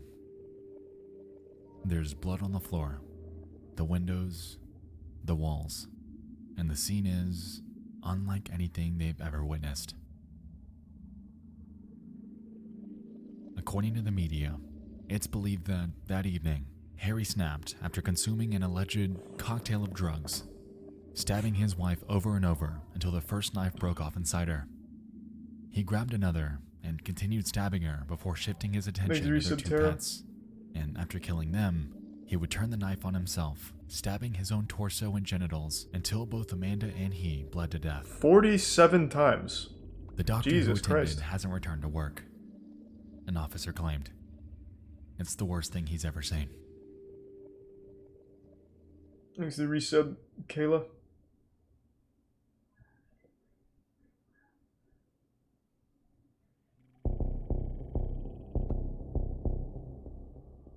To police, the scene was dark. Yeah, I would imagine. They went on record to claim that a murder like this hadn't happened in the Shetland Islands in over 15 years prior to the incident. I'm surprised they didn't try and blame it on video games. The area was closed off. Or maybe they and do. The investigation began privately. Though, on the outside, word of mouth began to spread. Because Scotland's investigators operate close to the chest, withholding details and official accounts, even today, everyone had caught wind that the pair were dead. However, nobody knew exactly why or how. It was because of this notion that the rumors would sprout about the pair potentially overdosing on Amanda's painkillers, since Harry couldn't have murdered his own wife, pets, and then himself. Could he? And so, during the weeks immediately following the incident, media outlets ran with it, dressing up the murder-suicide as an act of love. Why? There were even plans to bury the two together, since the families believed that it's what they would have wanted. However, they were oblivious to the full The guy's a piece of shit for what he did. It wasn't until days later that the families would catch wind of the He doesn't deserve to have like a clean legacy. They still hold to this day. Clean-ish. With that being said, because the case was closed so suddenly and the investigation reports are still confidential, the quote-unquote official ruling, the murder by the hand of Richard Horne, has also been the subject of scrutiny. Evidence of this can be found on Wikipedia, through numerous articles, and even various blogs that the Horne family had set up. The root of the issue stems from the fact that in Scotland, a so-called fatal accident inquiry was never released. Having determined that it would be in the public's best interest to not know what officially happened that night. How is it in their Didn't interest? happen at the workplace or in police custody. It's left the public largely in the dark. How does that matter? Like, I've been in contact with the nephew of Harry Horse, and while they're well aware of the initial flowery misinterpretation in the media, they're left with the belief that vital details are missing.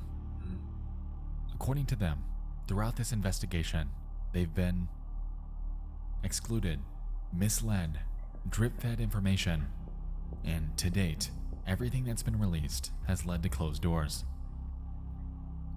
Yeah, I saw EDP's Allegedly, response. Amanda's family were the only Wasn't that ones that interesting? acquired the full disclosure from that night's events, leaving the sole public source of information to come from them. One of the few official answers that the Horns were able to obtain was Richard's autopsy report, and the results are highly intriguing. As it turns out, the widely reported cocktail of drugs that he ingested the night of the killing actually wasn't so. Oh my God. The presence of amphetamines, barbiturates, benzos, Barbiturates. cannabinoids, cocaine, methadone, opiates, and paracetamol had all come back negative.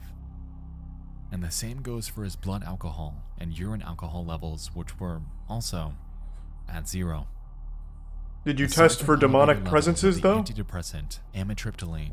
He was otherwise With a entirely professional sober during paranormal this, investigator? leading the family to further question how he'd be able to pull off 47 self-inflicted stab wounds on top of self-mutilation.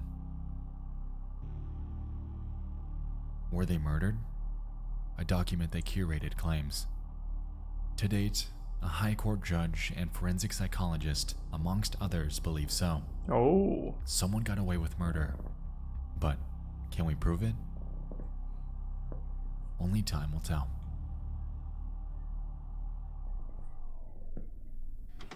Oh, do we not have any answers at all on that front? Alright, next boat from the future here. The video's done, and I'm jumping back in here real fast with a quick addendum. Oh. If I'm being completely honest with you, this video has been difficult to write. The amount of information, personal takes, details, and Well, running just not a theories lot are so happened. abundant. Like, it that had nothing to formulating do a with the definitive game. opinion on what happened that night has been laborious. Harry was unpredictable. His peers and family don't deny that. And the painfully frustrating reality is that Amanda did not deserve to die, and especially not the way she did. I think, now in hindsight, the reason why this has been such a difficult topic is due to a myriad of things. The media, the claims by the Williamsons, the counterclaims by the Horns, and the lack of an official police report. Thanks to Resub-Z. I'll admit, there's so much that's been left out of this video, because if I went through everything, the runtime would be 2 hours long. With that being said, But this didn't... after you finish this video, I highly encourage you to read further into this bizarre story. It's got peculiarity Thanks to Prime after Sab and peculiarity. Resub Cuckoo. For instance, did you know that Amanda's father did not officially declare that Harry murdered his wife until over a year later? For that entire length of time, everything, every claim, theory, retelling, was based on hearsay. Now, while this notion's suspect, and just firing off the top here, let's say that Harry did not commit this murder. Thanks, Resub A Zorgith. counterpoint to this would be that claim by the authorities, that a murder like this hadn't happened in the Shetland Islands in over 15 years. But the media got Harry's sobriety wrong, and he reportedly downed a cocktail of drugs to numb himself before committing this crime, right? Happy early birthday, No. Mike. The toxicology report countered that. So once again, if we're assuming that Harry did not do this, then who would? Someone who didn't like the game? Is that how it ties Passed away in? on has a population of, as of 2016, What? 907 people. Holy shit. 907. So it's safe to assume that someone on the island would have known or heard or seen something had an external party committed this. No, I would have thought the exact opposite. What do you mean? Frustration. That means it'd be significantly safer, because there's not many people there. Of everything about this I would have tragedy. absolutely thought the opposite.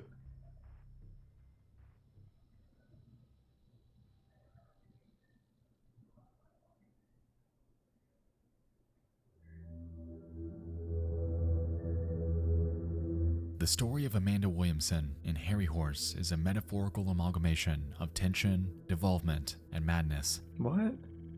After leading a life of lies, Thanks to Prime Harry Horse Cabbages. had found great success in his professional life. However, the reflection of himself and his personal ultimately created a character that he grew further and further from recognizing.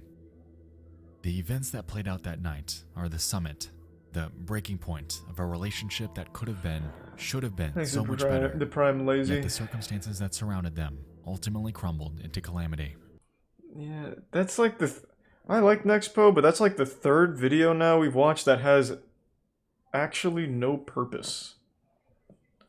It told the story of a game which was ultimately completely irrelevant to everything, and it told everything about the game for the first 12, 14 minutes, and then went into like the life of a guy who had it rough, and then finally something happened. But there's no, like, conclusions to draw from it. You know what I mean? So just kind of telling us, like, a very short story with not a lot to it.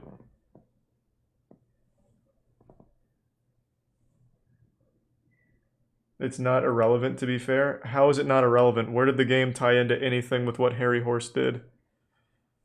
I must have missed the tie-in at some point.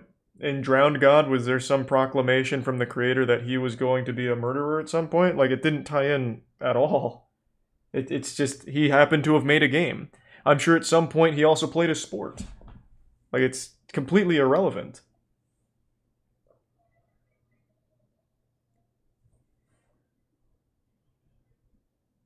Thanks to Prime Flames. Hey, I've actually seen that one before, Flames. Thanks to the gift sub shack.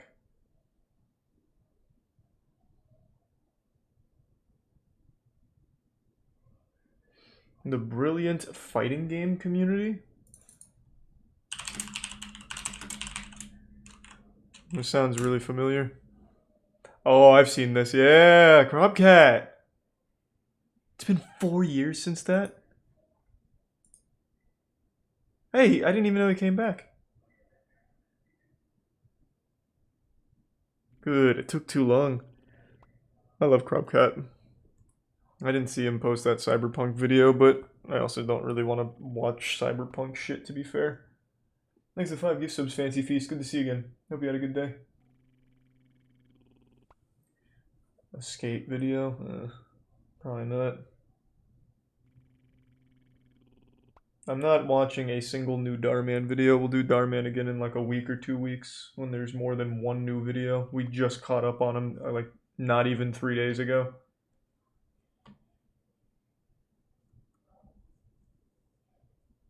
Oh yeah, I still have the fake martial arts. Okay. Gotta mute that. I do love fake martial arts. I am a huge fan. I've watched fake martial arts for years. Occasional opportunity that comes with stumbling across a weird, baffling internet hole and seeing just how deep and dark it goes. And friends, let me welcome you. God damn it, it's still playing in the background.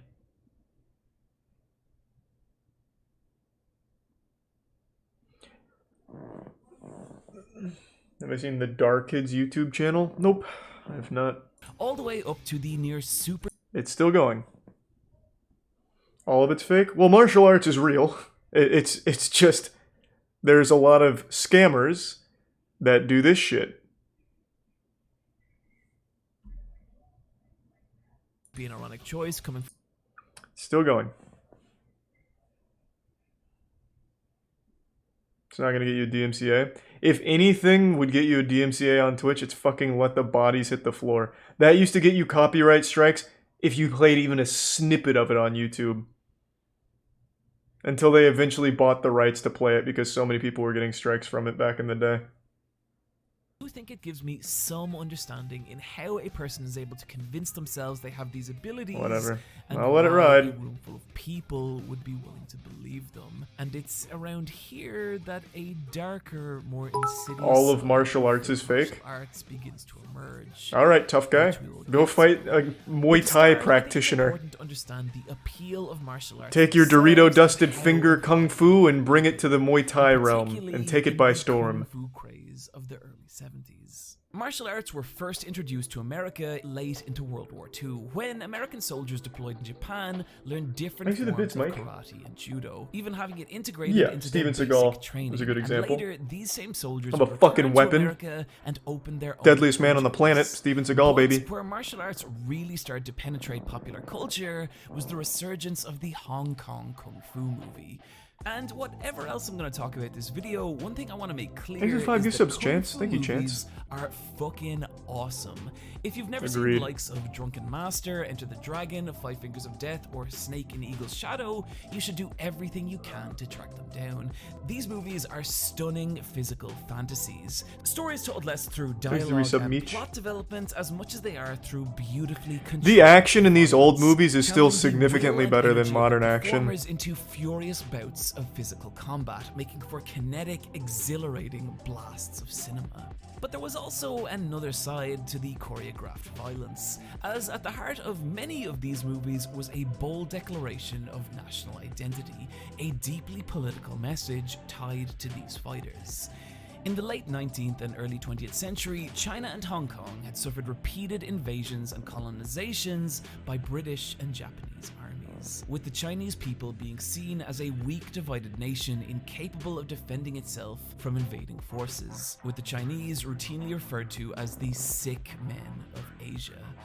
And so, when in Bruce Lee battled his way into a Japanese karate dojo before declaring, "We are not sick men," it was a moment of elation for Chinese cinemagoers, as it was in the same movie when Lee obliterated a sign that read, "No dogs or Chinese allowed." This scene is key to understanding the power of these films, as across international waters, these signs also existed, albeit targeting different groups of people. But in these movies, no matter how society or the powers that be viewed you, kung fu and martial arts were the great. It's such a shame that this kind of style of movie is dead now. I can't think of any other action stars like Bruce Lee or Jackie Chan. To stand and challenge convention, to declare, "I am here and I am relevance." This was the only one that kind of comes close is Donnie Yen, now that I think about it. And what let them explode box offices in cinemas. He's a 5 subs again, Chance, in the Prime Lamp. But it was in the desire for that fantasy Tier 1 synth gave punk. rise to the early days of fake martial arts. Which brings us to a man who referred to himself as the Crown Prince of Death, Count Juan. Thank you to 10 gift subs, Mike. Raphael Thank you, Mike. Dante. Jesus, If thank you you. flip through the pages of enough Silver Age Marvel comics, you'll inevitably come across these strange advertisements of Count Dante. Jesus, Ip Man is a character played by Donnie Yen. That's who I'm talking about. Or poison hand fighting style. Considered by many as evil and cruel, the lethally savage, ripping, The Raid movies are slashing, among my favorite action gouging movies. techniques, which comprise the poison hand arsenal, are used to attack by strike, touch, or pressure. Thanks to the Tier nerve 1 centers, pressure points, Kootenai major Kid. blood vessels, and vital organs of the body. The pamphlet, written by Dante, offered to turn its readers into, and I quote, "shocking human horror weapons capable of killing multiple." That sounds pretty opponents cool. with a single touch, while also Thanks to talking Tier about 1 how slapper. handsome Dante was and how good he was at dancing. On the surface, it seems obvious what's happening here. Count Dante, real name John Keehan, was looking to take advantage of the kung fu craze of the 70s by selling his pamphlet to gullible young comic book readers. You like the Raid But 1 or where 2 better? things start 1. to get strange is the more you look into Count Dante, the more it seems like he actually believed what he was writing. He did have a legitimate history of karate. He did own 2 dojos in South Chicago, where he and his pet lion would wander the streets, with Dante known to do things Holy like shit. show up at Muhammad Ali's house, challenging him to fights, offering friends Thanks for your pistols sub, Game with Slayer. which to shoot him so he could demonstrate his bullet-catching techniques, with Dante even at the This guy's center of awesome. the infamous Chicago Dojo Wars, with him attempting to blow up an enemy dojo with a stick of dynamite before carrying out a raid on an enemy training hall that resulted in the death of his friend and student. What? This all actually happens. Jesus Dante died Christ. in 1975, and what he left behind was the bizarre legacy of a strange man lost in a fantasy. And over the years, we'd see completely agree, so many people Luca. like this. The Thanks for your sub, batshit Keko. insane ninjutsu of the mail-order ninja Ashita Kim. The fake life of Frank Dukes, of whom the entire film Bloodsport was based on, before being exposed as a fraud by the LA Times. Ooh, right up rough. to modern day, this is still happening. Which brings us to the infamous and strange Thanks for 1700 bits, Mike. Thank you, No Touch man. Master, And good luck with the electrical Dillman first came engineering. to prominence for pioneering his pressure point knockouts. No advice, Techniques that but let have him fun. render a person unconscious with only the lightest tap. But where he started to gain national attention was in his chi-based no-touch knockout techniques, which would let him knock someone out through blasts of invisible energy. In 2005, Dillman welcomed a team of National Geographic filmmakers 10 gift into subs, his Chance, dojo. and the resub abysmal. And Thank after you, a group of Chance. successful Thanks for the demonstrations big on drop. his own students, a National Geographic chemist and skeptic stepped forward, offering himself up to be knocked out by the chi. Thanks to Tier 1, your mom's fave. And the result was nothing. The chemist was completely unaffected, with That's just because he built up an explanation immunity. as to why the no-touch knockout didn't work, being just, well, baffling. The skeptic was a totally non-believer. Plus, I don't know if I should say that on film, but if the guy had his tongue in the wrong position of the mouth, that can also nullify it. If I say I'm going to knock you out, and you raise one toe and push one toe down, can't knock you out. Surprisingly, It is true. this That was backed by exact same science. Scenario took place again They tested it. years later when He wasn't a wrong. Fox News report visited the dojo of Dillman's star pupil, He's a genius. Tom Cameron, master of the same no-touch techniques and also an expert in dim mak. That's the same martial art as Count Dante, with Cameron offering to demonstrate his pressure point knockout on the tiny Fox News reporter. God, you're scared. Relax. I'm not going to hurt you. He refused to He's not gonna hurt you, but he is gonna grow up a little bit. It's part of the martial arts. If you touch this. Instead, he used a light Oh. technique to affect my nervous system. Wait, you just hit me in the head. We were less than stunned by this stun guns demonstration. Cameron later claimed that the technique was only effective on 40% of people, despite the fact it worked on 0% of fighters at a local Brazilian jiu-jitsu gym. No one would like this stuff to be real more than me, because if this was real, then Dragon Ball Z is real and I can stop making YouTube videos. But much to my disappointment, there's never been a single recorded case of Until now. knockout or no-touch technique working on a resistant skeptic or in any kind of competitive contest. And the principles of energy that these techniques are based off have never been verified by any kind of scientific test. Science is But wrong. It if can't that's keep the up with the case, evolving martial arts. What the fuck is actually happening in these videos? Do Thanks these for the bits, instructors homie. really believe they have supernatural powers? And even if Sweet. they Well, thank you, do, Senpunk, and thank you for why the are Tier they 1, man. working on regular people? And to answer the first part of that question, Hey, appreciate the raid. I want to talk about a Thank fight you. that Friends. took place in The 2006 cat stair set? between a mixed martial arts practitioner I've been waiting for and Welcome. a psychic friends. Qigong master. I want to give a little warning here, just that I'm going to be Oh. showing footage that some people might Thanks for find good sub difficult chance. to watch. I know these are meant to be contests between two trained fighters, but, well... Well, they're using energy waves, What you're right? seeing here is the no-touch master, Yanagi See? Ryuken, who's That's mastery not that of violent. multiple styles of martial arts, along with his innate psychic abilities, allow him to fight scores Jesus of Christ. opponents Oh while my defending God. himself Oh. with kinetic blasts Whoa. of psychic energy. His abilities are He's untouchable. so strong that he's even able to manipulate This the man can bodies of swim his underwater and opponents not like get a wet. marionette. Oh my And it was God. these techniques that led him to be victorious in I've actually seen this, by the way. I've seen a lot of verified these fake 200 martial artists. valet He gets his ass fights, beat. Spoiler alert. basically no holds barred contest. He sucked his own In farts and really 2006, believed he could do it. the 65-year-old Got in a fight and master nearly put up died. $5,000 of his own money, claiming he could defeat any mixed martial arts practitioner. Thank you for the a 5 challenge subs, that would be Chance. accepted Resub by Dark Iwakura and Go, Adele. a Japanese journalist She knows a lot of trained fun, in Adele. judo, karate, and Brazilian jiu-jitsu. And so the fight was set for November 26th, and in front of a crowd of 500 people, the two fighters stepped forward to face each other. And as a hush falls over the crowd, Whew. the fight began. He's not even using energy blasts. So I remember the first time He I penetrated the ever force touched field. face in a competitive spar, and what stayed with me wasn't even the pain, but just the jarring sense of disbelief some that chance. I'd just been struck by another human.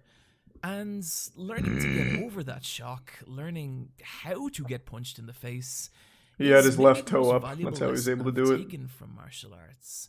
And what I find so disturbing about this moment is we're watching a supposed master experience that same shock for what looks like the first time.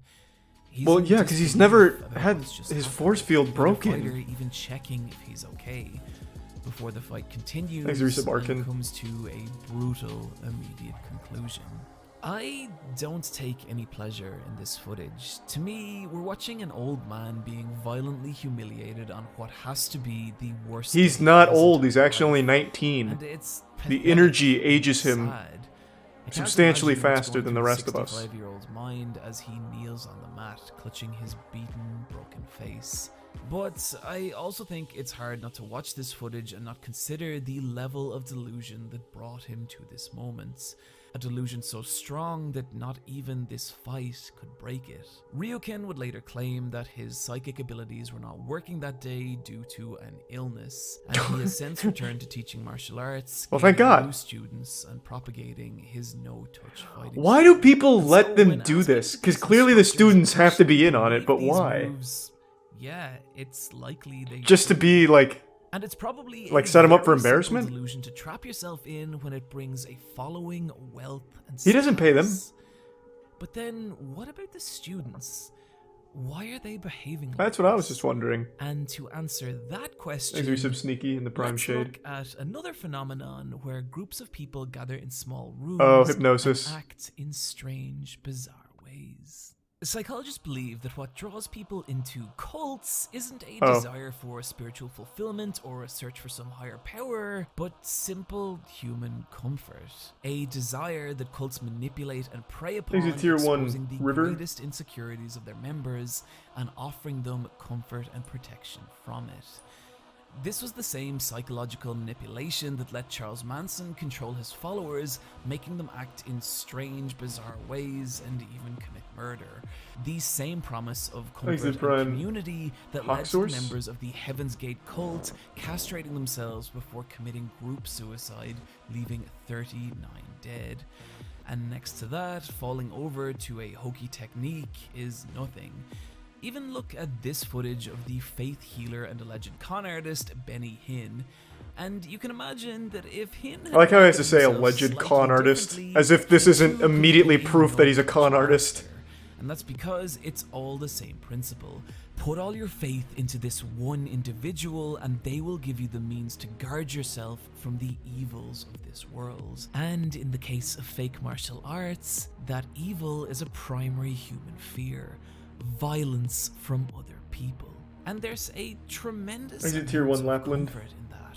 The idea that these people can teach you techniques that will make you immune to physical danger, creating a delusion so strong it's led to the kinds of footage we've been looking at this entire video. But it's also in that delusion that more insidious intentions can lie.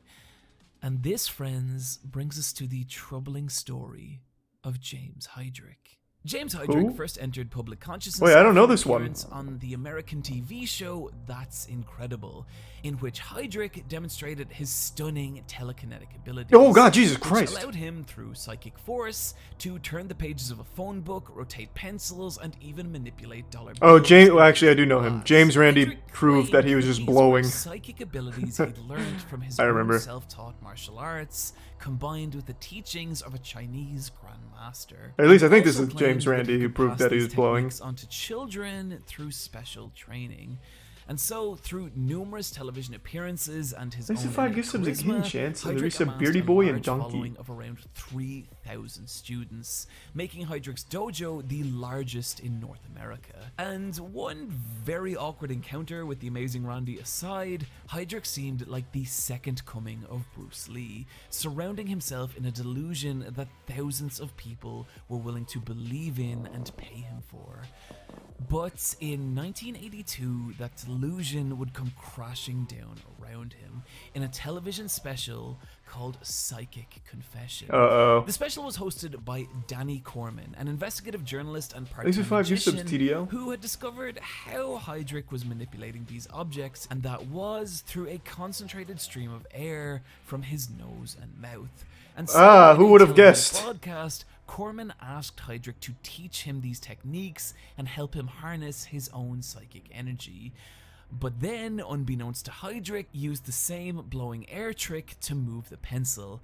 And just look at the shock on Heydrich's face as he actually believes he's experiencing genuine psychic abilities. Thanks to Prime Papa Bears and Corman give sub reveals chance. to the psychic fraud what is actually happening, and Heydrich's persona of a Zen martial arts master falls away to reveal a deeply disturbed individual as he accounts his childhood of neglect and abuse. Oh boy, he got exposed so hard he started to go into his fucking origin story. Teach him the secrets of their martial Mommy didn't let me suckle long enough.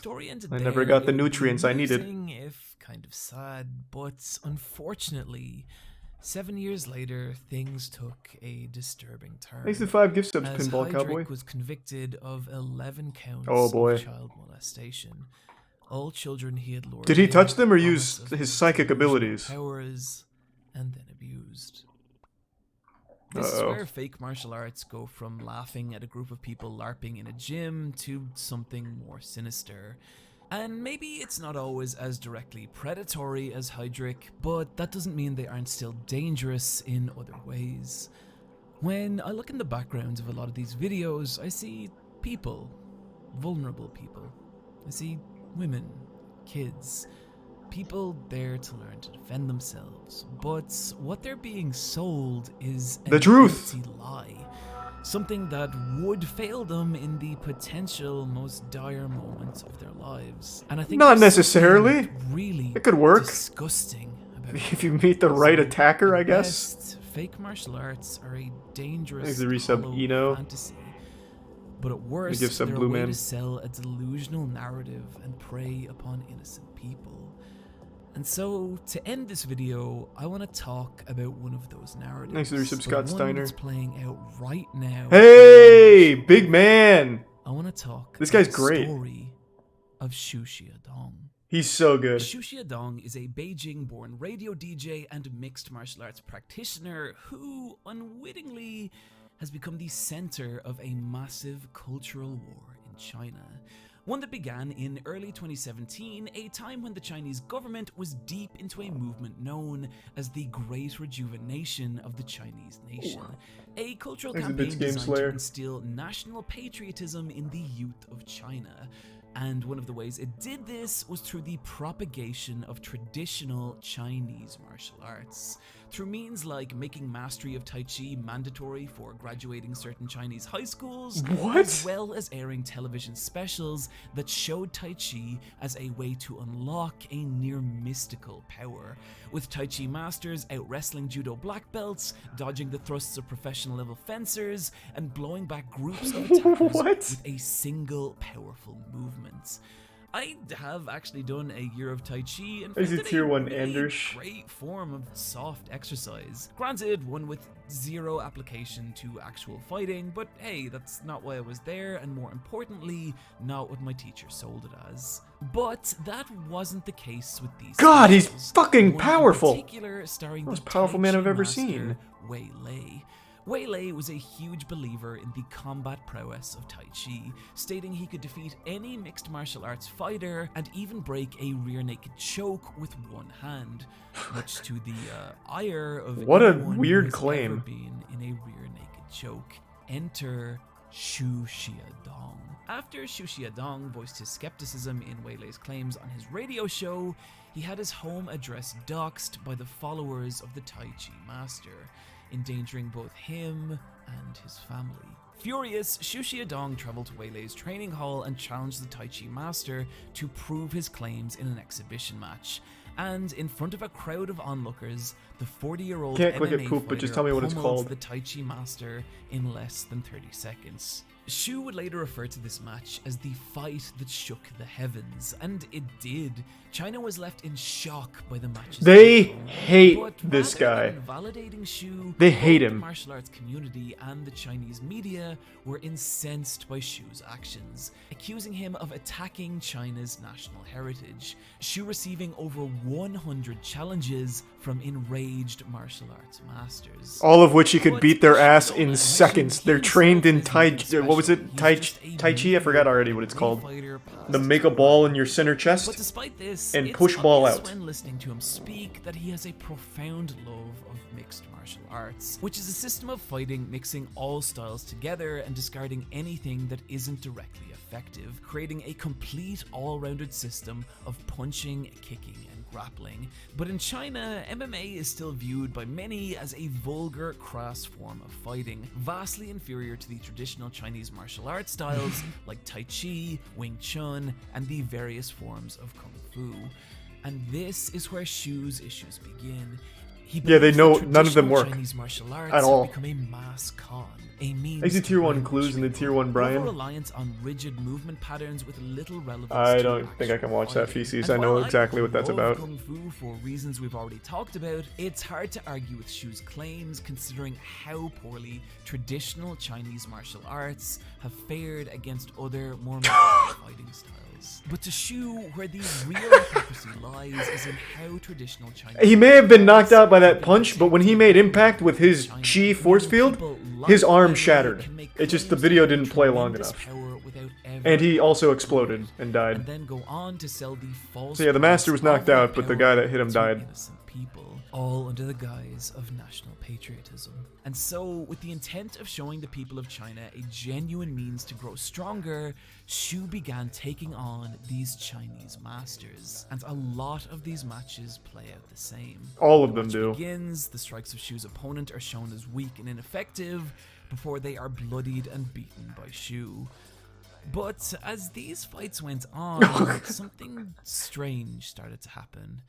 You might notice that in this fight, Shu is wearing this grotesque face Thank 3 sub paint. Moon Zone That's and give sub because chance. it was dictated to him that the fight wouldn't be allowed to take place unless he wore Chinese clown makeup and fought under the name Shu Donghua, which translates as Shu Winter Melon, insulting the guy's weight. And if Shu seems especially angry in this match, it's because... Wait, this guy is a master of something other than, like, collecting terabytes of OnlyFans content? What? I only just noticed his opponent. Was he even fighting, like, martial arts masters, or was he just fighting people at, like, the local tech place? I have to wonder who he was even fighting. Like, he's not even dressed like he's there to fight. It's just like he got off a work shift. He's like, okay, I'll just hop in the ring and get my ass beat, whatever.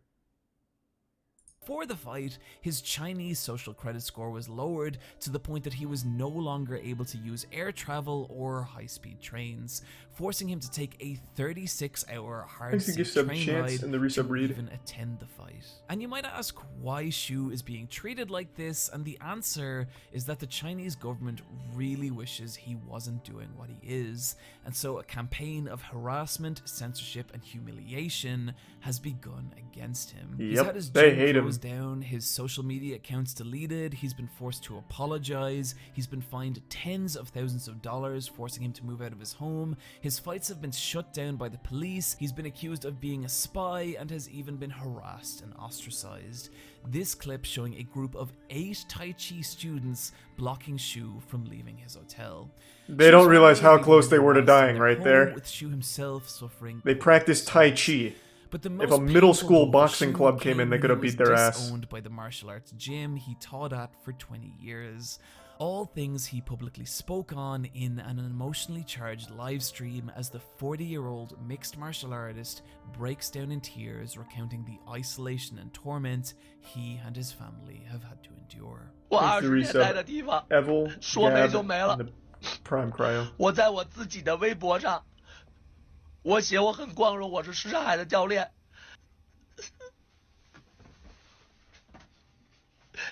This all came to an absurd climax when, in 2018, Shu faced his Oh, most yeah. high-profile opponent. And he blasted Wing Chun his master shit in. Hao. The fight received massive media coverage, with many seeing this as the moment that Shu would finally get his comeuppance for spitting in the face of Chinese traditional values. But to Shu, this was his biggest opportunity to prove that his claims were legitimate. And so, in front of an audience of millions, this was so Hao good. begins the fight with a furious attack on Shu. And from here, the Wing Chun master is repeatedly pummeled and hurled to the ground, each time saved by the referee. And finally, after his 6th knockdown with 40 seconds left in the first round, the bell rings and the fight is signaled to a close. And in what has to be one of the most embarrassingly farcical decisions in martial arts history, the match is declared a draw. I don't even really know what to say at this point. Howe later made the excuse that the studio didn't give him enough rice before the fight, resulting in his poor performance.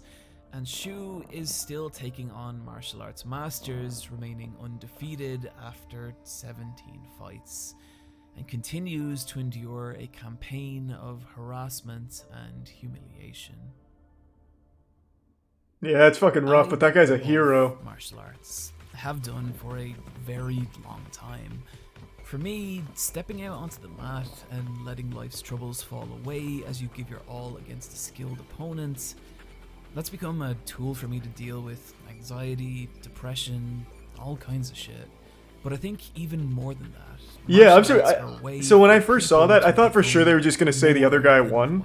But he got his ass beat so hard that they could only do a tie and get away with it. Here's a guy tapping out an opponent twice his size. Here's a girl doing the same thing.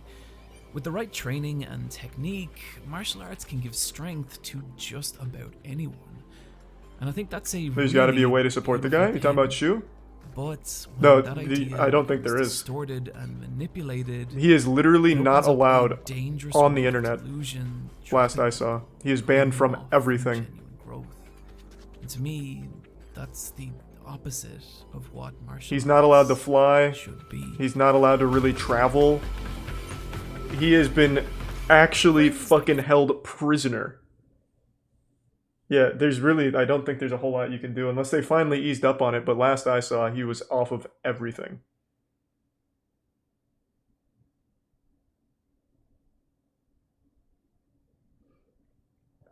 He has an OnlyFans. Yeah, that's the only platform that they let him have anymore, is just an OnlyFans. He left a comment on a video, I think. No, it's not his YouTube channel, I'm pretty sure. In China, I'm pretty sure they don't even really have YouTube. They have the equivalent, which is Weibo, I think is what it's called. So it's not him. It's probably just someone impersonating him, hoping for handouts.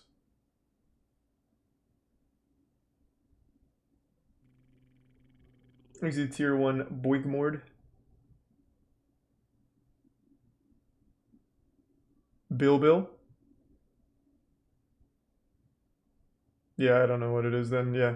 I know they have a YouTube equivalent.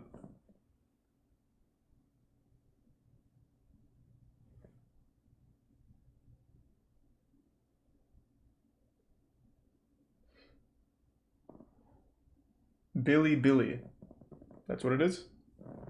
Nice. Oh. I have to fill up my water real quick. I'm thirsty as shit, so just give me a second and I'll be right back. Just 2 seconds, team. And thanks to the tier 1 Donut Dick. Thank you, man. Be right back.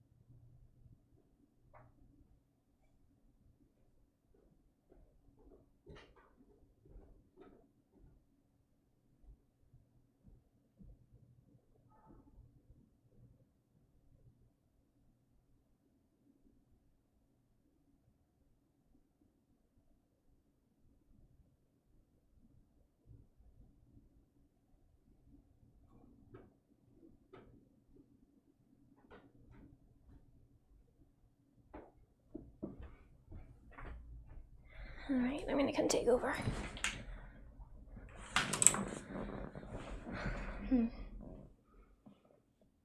What is this?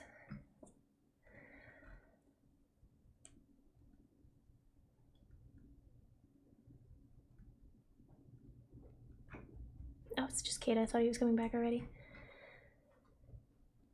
Average people fight or challenge pro female fighters.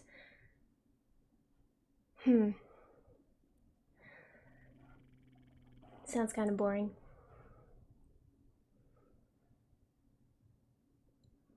Let's watch it anyways. In the past, women have been given a bad rap when it comes to their fighting skills. Entered the ring with the swagger of a champion, What the but ended fuck? tapping out. His shorter opponent managed to down the giant with a punch before unleashing a series of headshots.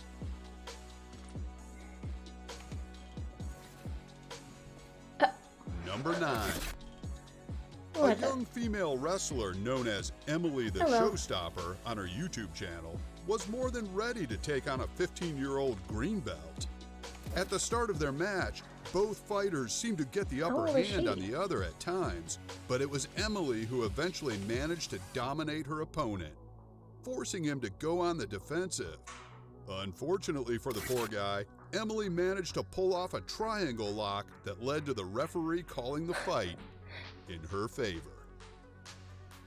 Excuse me, it's not purple. It's Number maroon, wine. 4 YouTubers decided to take on a professional MMA fighter, Misha Tate, for a video that certainly entertained their viewers Yeah, that and guy embarrassed fucked the up. content creators. One by one, Misha grappled, tossed, and choked each of the guys with very little effort. Oh, he's eating. That's nice. All the way through, Yeah, it's you kinda can see boring. that Misha is enjoying watching. What else should I watch? Oh,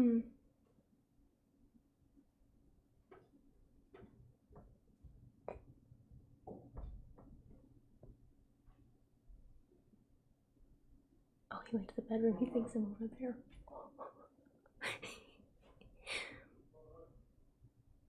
He thinks I'm over there. Oh. What should I watch? We're gonna watch more puppies? Okay.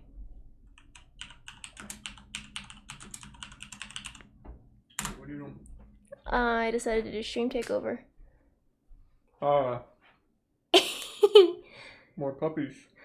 Yeah. Yeah. Oh! You're on a seesaw! They're on a seesaw.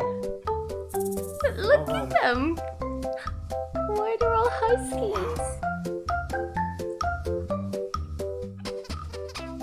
Well, Tetra wouldn't even sit in the Lightning McQueen car with you. Thanks to Prime Fishy and Resub Red Rider.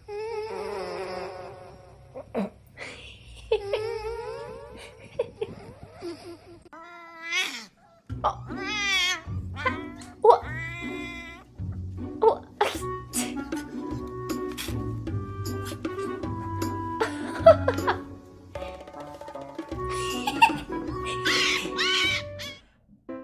He starts screaming about it. Oh, yeah. Thanks, Resub Pib.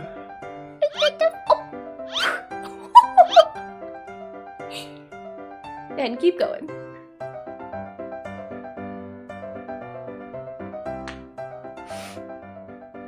That would be Kata. That would be Kata. Thanks, Resub Newbie.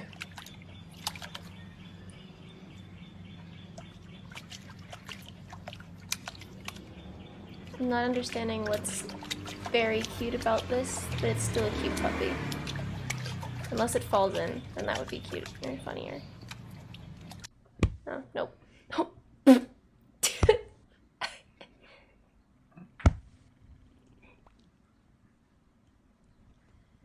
He's having a dream. No, the guy's hitting the bed. Each time he hits the bed, it just... Oh. But it doesn't wake up. Thanks to Resub Bro. Wilma. The give sub Ninja. I'm glad you liked it, Folab.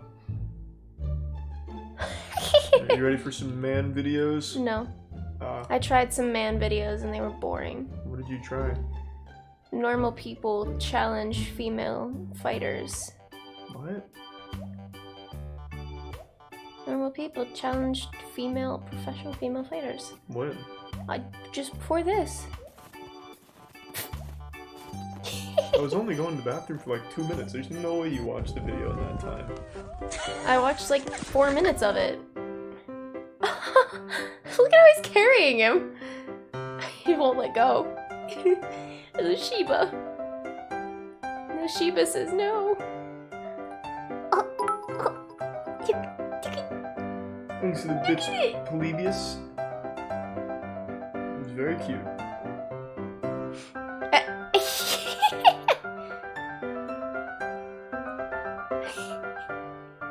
Look at him, stupid. I know, he's being real silly. What? What? How cute. He's just sleeping on the bird. It's a duck. Sweet bird. Thanks to Tier 1 Fingering Dan. You missed hearing it screaming about the stair. Yeah, I can't hear it.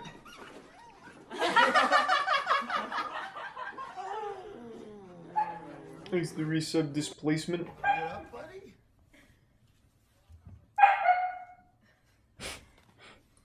Tired puppy.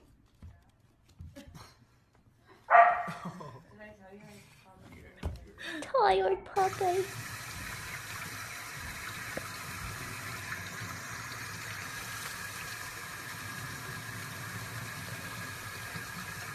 This is really long. Anyways, I started and watched some of this.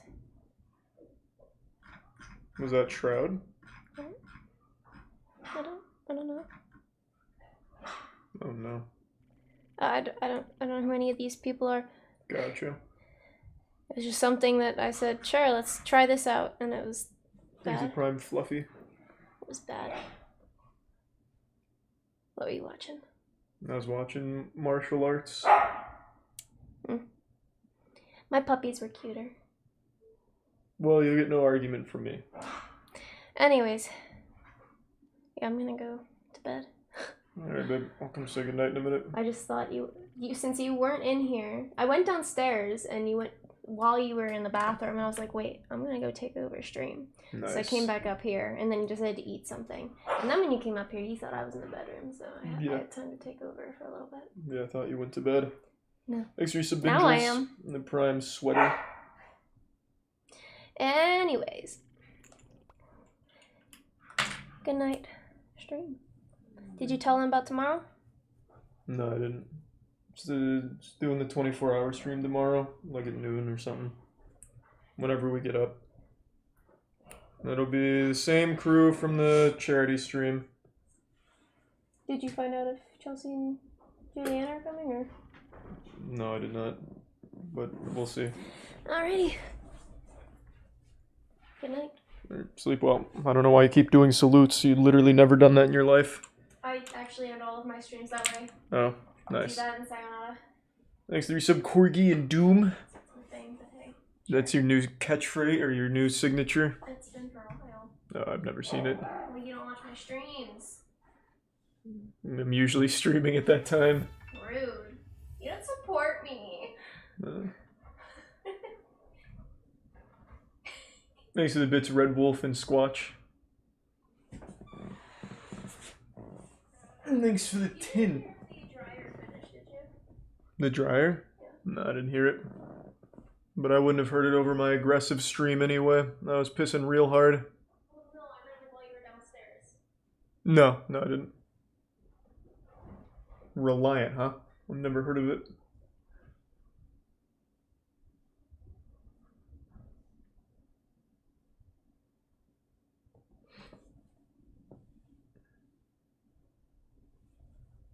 Brutal Foods.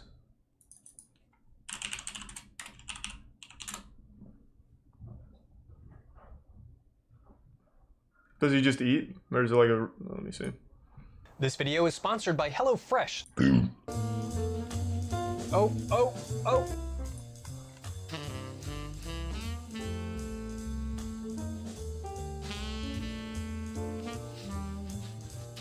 So he's a food reviewer. Chocolate chip. Okay, so that was pretty painless. Maybe the Prime is aside Indie and from resub Ivan. So what do I think overall of the snackable s'mores? I'm pretty impressed. I liked it a lot. I think by now you guys know that I'm a pretty tough customer, though I will say that I've got a really bad sweet tooth, so... Yeah, I'm not really looking for food reviews. If it's gonna be food related, if it's gonna be food related, I want it to be shitty cooking.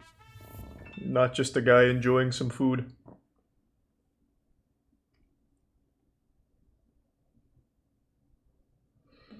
Lake Quigner. Okay.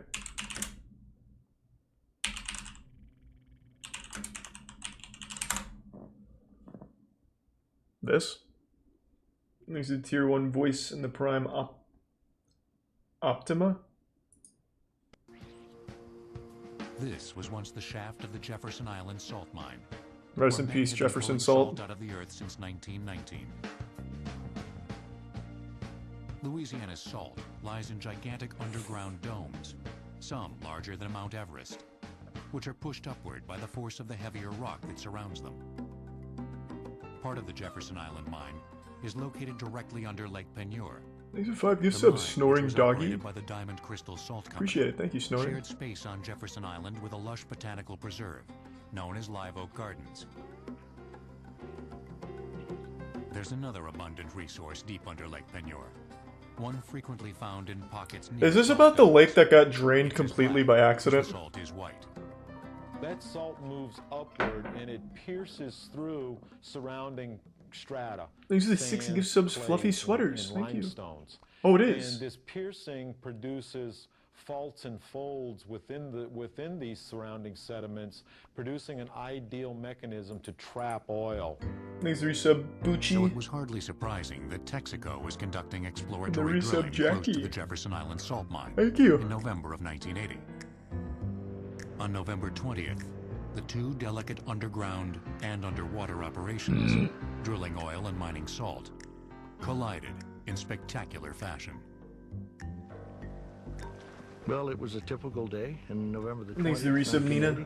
A nice, cool, crisp day, clear skies. Oh, thanks, were Furball. fishing out on the lake, as they usually do. The mine was in full operation. But in the pre-dawn hours, the oil drilling crew on Lake Peigneur had run into a problem. At 500 or 600 feet, they hit salt. And they were not supposed to hit salt for another couple of 100 feet. The drill bit became stuck. Uh-oh. The crew heard strange popping sounds. The oil rig tilted badly to one side. When do we send them to the asteroid to save us? The drillers recognized that they had a fairly serious problem on their hands. What Thanks they to the didn't resub realize slide. is the 14-inch drill bit had punctured the roof of the salt mine at the 1,300-foot level, creating a funnel for Lake Peigneur to drain into. It was apparently the result of a simple miscalculation. It seems that there was an Yes, engineering elementary. error in the location of the Texaco well. They used a Thanks form to Prime of Snow and triangulation resub Fernando. for determining the location, and one of the points they used for triangulating was in error. And consequently, it rotated the location of the borehole about 400 feet closer to the main mine than it should have been. 90 minutes after the drill became stuck, Oh, God. the drilling crew, who had wisely abandoned the tilting rig, watched in amazement from the shore as their 150-foot derrick disappeared into a lake that was less than 10 feet deep. Meanwhile, 1,300 feet below the surface of Lake Peigneur, diamond crystal miners, who had not been alerted to a problem, looked up to see something you should never see in a salt mine. Your mother. Water flowing through salt tends to Thanks to dissolve Prime the Aiden. salt. As you increase the volume of water, you increase the volume of salt that can be dissolved. Soon it was clear. Lake Peigneur was draining through the hole bored by the drill bit. Well, yeah, where the fuck else is... As the 2.5 billion gallons I'm no drill scientist, but I could sniff that out. Of a fire hydrant, a mighty whirlpool was forming on the surface. Remarkably, thanks to well-rehearsed evacuation drills and the heroics of several miners, all 55 people in the mine managed to get out. But back on Working the in a surface, mine must be the fucking the worst. chaos was just beginning. Seems so awful. The whirlpool is basically a vortex of water and mud that is flowing down into a fairly confined space. And that whirlpool is basically flowing downwards under the force of gravity, pulling sediment and other materials down with it. But now we have easier access to the salt. Heavy-duty barges toward it as their crews leapt for safety. Men watched with jaws agape as 11 barges and a tugboat disappeared into the vortex. Those are 4 fully loaded flatbed trucks Holy spinning shit. helplessly in the whirlpool. Oh no. Enter Leon's vehicle. And this is a fisherman who just wanted to see what it was like. Some fish that day. I was crazy enough to be on the lake November the 20th, 1980. So I asked my nephew to That come sounds with scary, me Stego. on the boat, and we're gonna go catch some catfish. We went. We're gonna go and try our luck. But as luck would have it that day, Viator soon found himself and his 14-foot boat being yanked toward the whirlpool. No, Theodore! When we got further down on the lake, I survived Lake high Ponior. in the ground.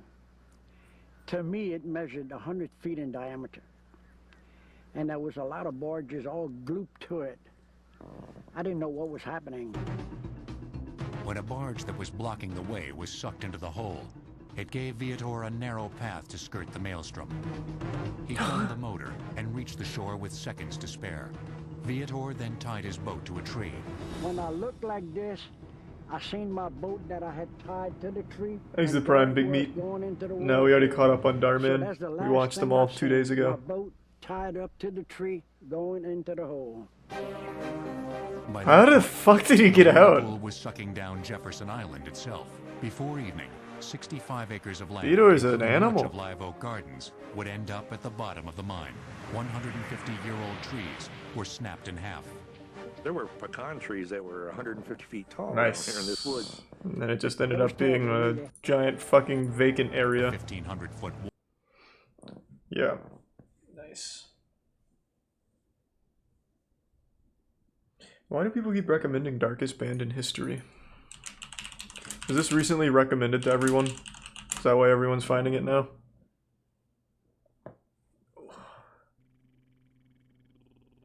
Thanks to Resub Mysterium.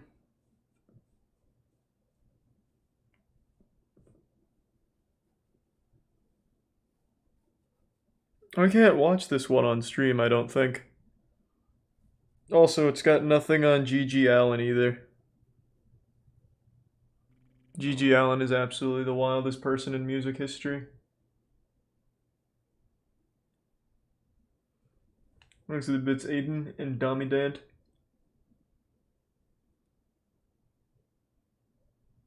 Oh, Homelander for sure, Dommy. Yeah, G.G. Allen used to take shit on the stage. He used to rape people on the stage. He'd piss on the audience members. He'd throw his shit into the audience. He vowed that he'd kill himself on stage one day, but he died of a drug overdose before then.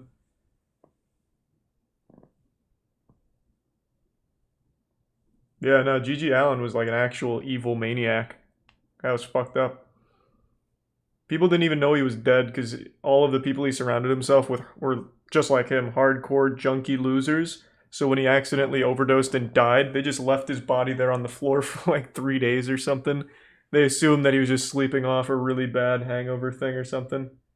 They're just there rotting for a while. They also did like an open casket, if I recall correctly, and he was in his whitey tighties, which had a shit stain on him, and he was covered in like blood and stuff because he'd always fall over and hurt himself. Yeah, it was fucking. He's a horrible, horrible person. And he had a weird. He actually has a really weird lore. He was born named Jesus. If I remember correctly, it's because his dad thought that his son was going to be the new Christ. And his dad was a weirdo, which of course led to G.G. Allen. Yeah, Jesus Christ Allen. No, we absolutely can't watch it. Like, there is very few times in G.G. Allen's recorded history where his cock is in his pants and he is not throwing shit and pissing.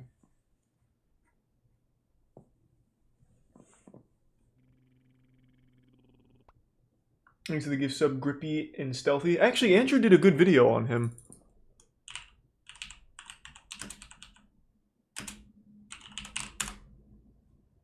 Yeah, Andrew did a really good video summing up most of G.G. Allen. I'd recommend that. But even still, I don't even know if I can get into the summary of G.G. Allen's life on Twitch. It is fucked.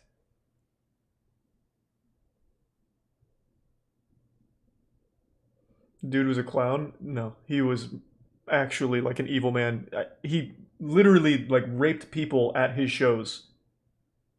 Like he was a fucking horrible person. Is his music good? No. His music is some of the worst shit I ever heard in my life. Their titles are really good. He has one called... Oh, God. Hold on, I need to look up his discography real quick. Thanks to 10 gift subs, Chance. Really appreciate it, man. You've been super generous tonight. His titles are crazy. I want to fuck myself, abuse myself, you hate me and I hate you, drink, fight, and fuck, needle up my cock, ass fucking, butt sucking, cunt licking, masturbation. I want to piss on you. Oh, that one might be R. Kelly's. I got mixed up in here. Ass face. Legalize murder. I hate people. Fuck the dead. Kill the children. Save the food. Fuck women I've never had. Like, he was an actual maniac. And the music is truly abominable to listen to.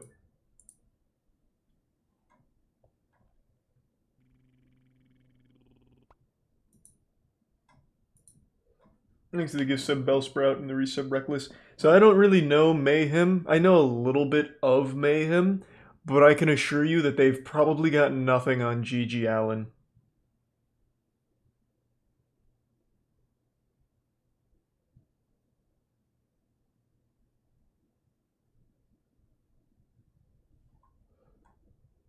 The first edgelord. Yeah, but unlike internet edgelords, this guy genuinely was that fucked up. Mayhem killed their drummer and ate his brains. What?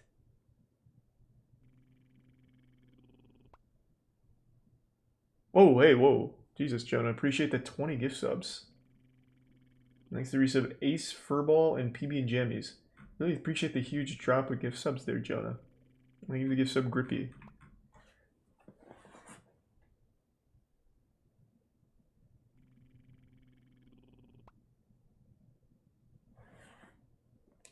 Fuck, I kind of want to watch that now. I just assumed it'd be a watered down version of G.G. Allen. But I don't think I can watch this video on stream. Hold on, let me skim through it. Form of music that... Multiple people said that I can't, and I would also believe that I probably can't if it's anything like G.G. Allen, which it immediately sounds like it is.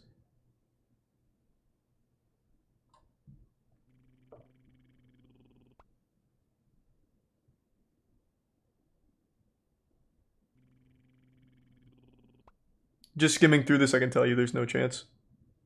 Yep, I don't think so. I will watch that on my own time, though. That sounds crazy. I thought G.G. Allen was like the top of the fucking evil musician food chain. Thanks to the gift sub Grip and the Prime Jormy.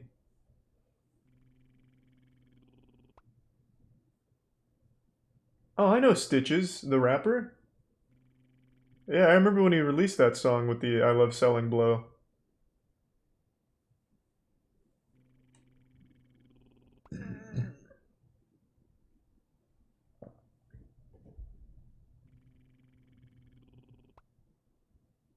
Thanks to the tier 1 Plebiuso.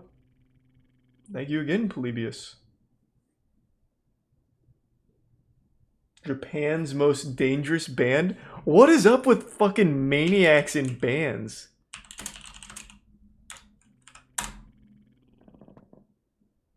Well, this does not look like something I can watch on Twitch at all. Like, immediately. I don't even know what I'm looking at here.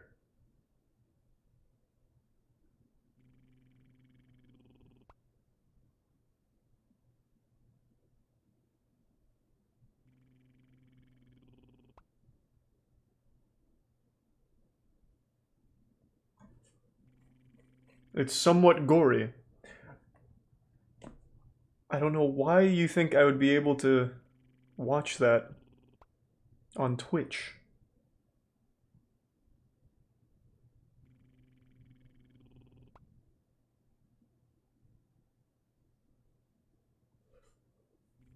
Yeah, I don't know, scary. Probably not. Oh, this is a heavy construction equipment that he's leaning out of? Shit looks crazy. Alright.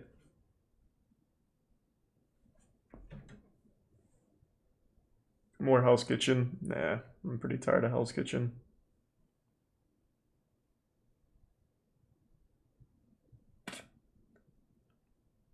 You heard of Jonestown? Yeah, I think I've heard of that one. You mean the biggest fucking, like, mass suicide event in American history? Got something on my mouth.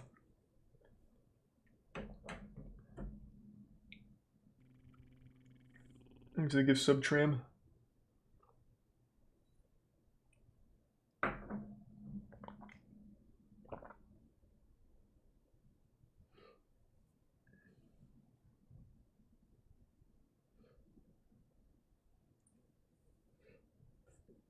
Toxic Lake with a $3 admission fee?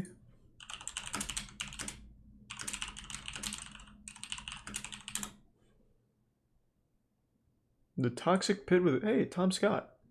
My man!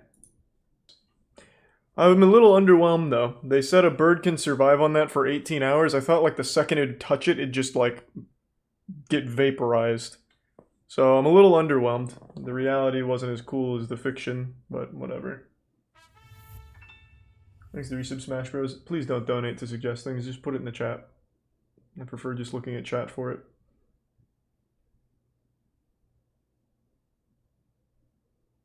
Probably wouldn't do that, Koopa. But maybe.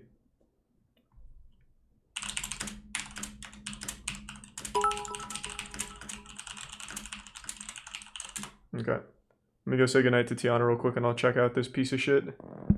Be right back.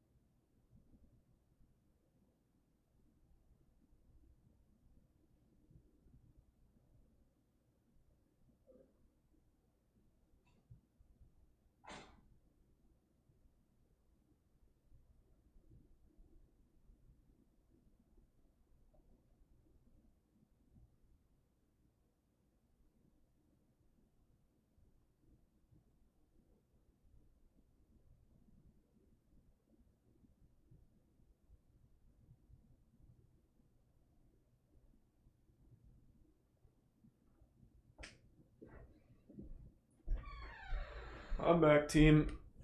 Ugh.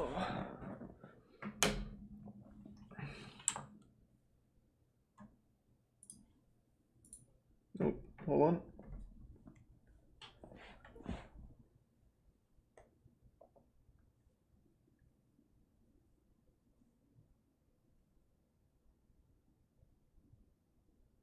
Alright, now I'm good.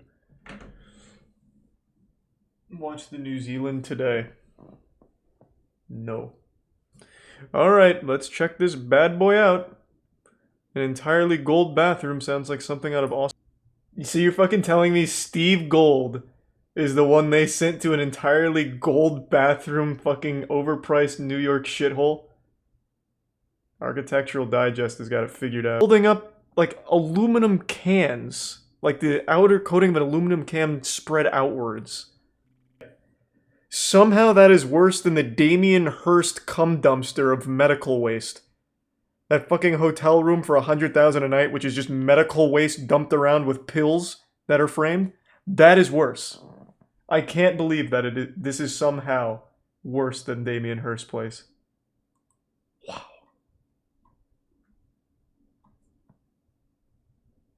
That is crazy. Who recommended that? You knew exactly what I wanted to see. Thank you for that. It's your boy.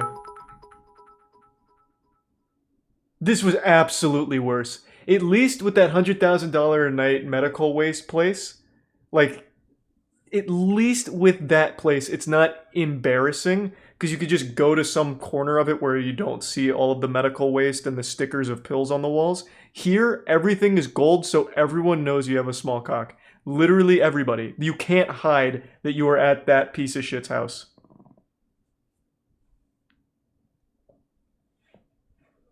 Thanks to the bits, Ultrasonic Bean. Thanks to Tier 1 main lane. Chat said I couldn't watch that one though, Sonic Bean. It might not have death or killing, but does it have like nudity or blood or something like that? Does anyone actually buy these? Yeah, this was owned by somebody. Somebody customized this place. I just don't know who. And this is not the guy who owns it. This is just the guy who's selling it.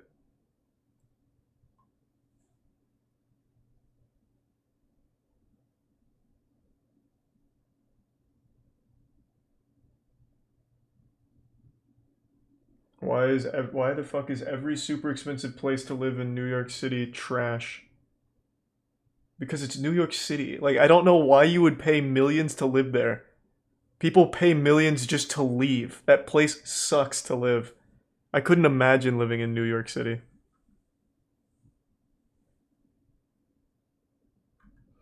Thanks to the gift sub Joker. I saw this in the related and I wanted to see what it said. 88 million Bel Air mansion with a hidden car elevator.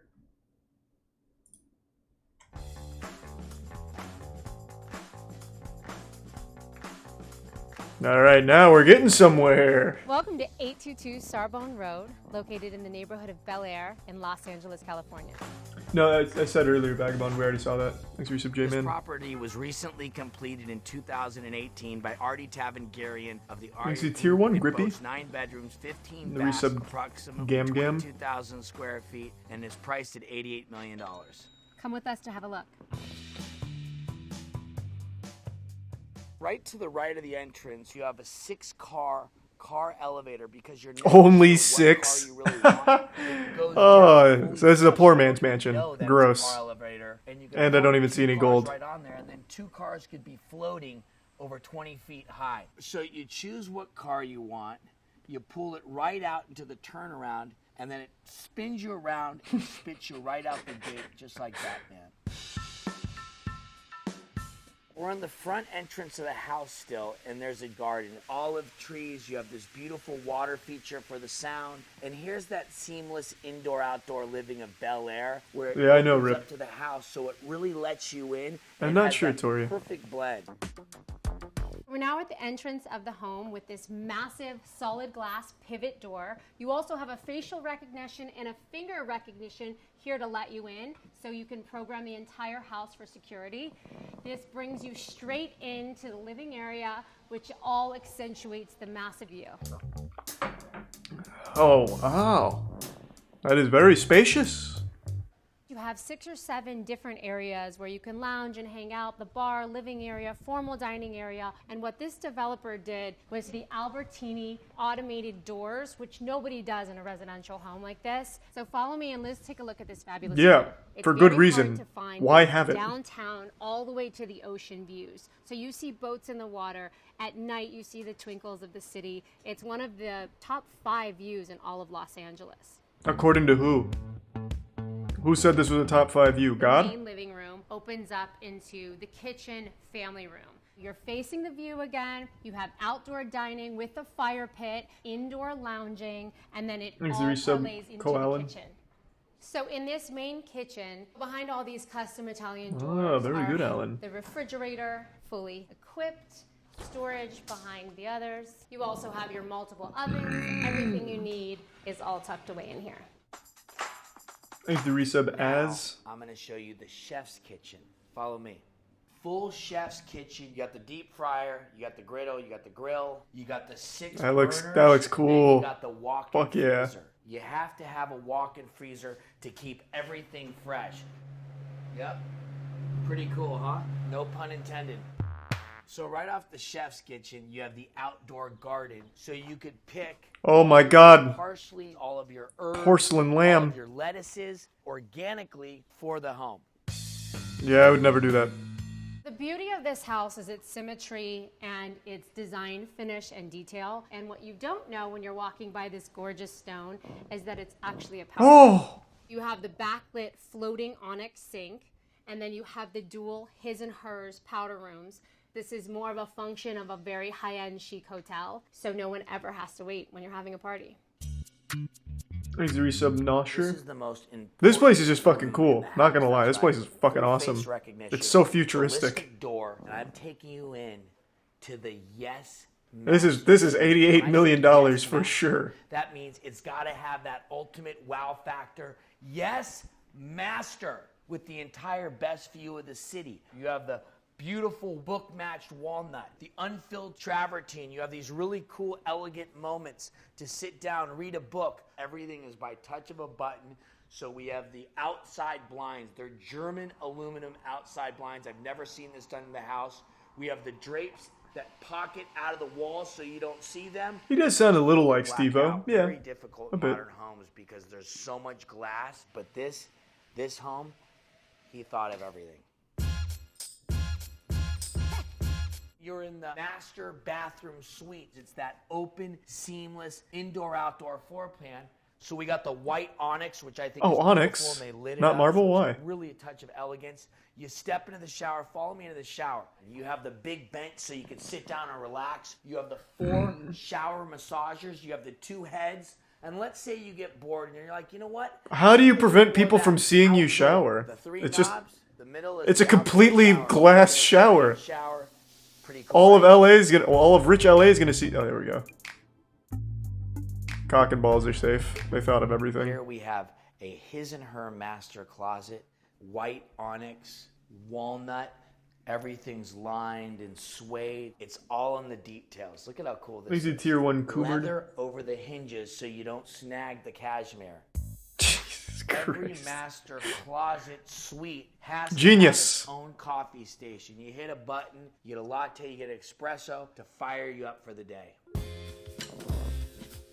This extension closet has an entire glam section. It also has extra wardrobe, so you can do seasonal wardrobes. You also have the natural light and a step down outside fitting area so that your tailor can come over and do all of your fittings in natural lighting. Yeah, this is a bit cheaper than what we typically look at, but it's nice.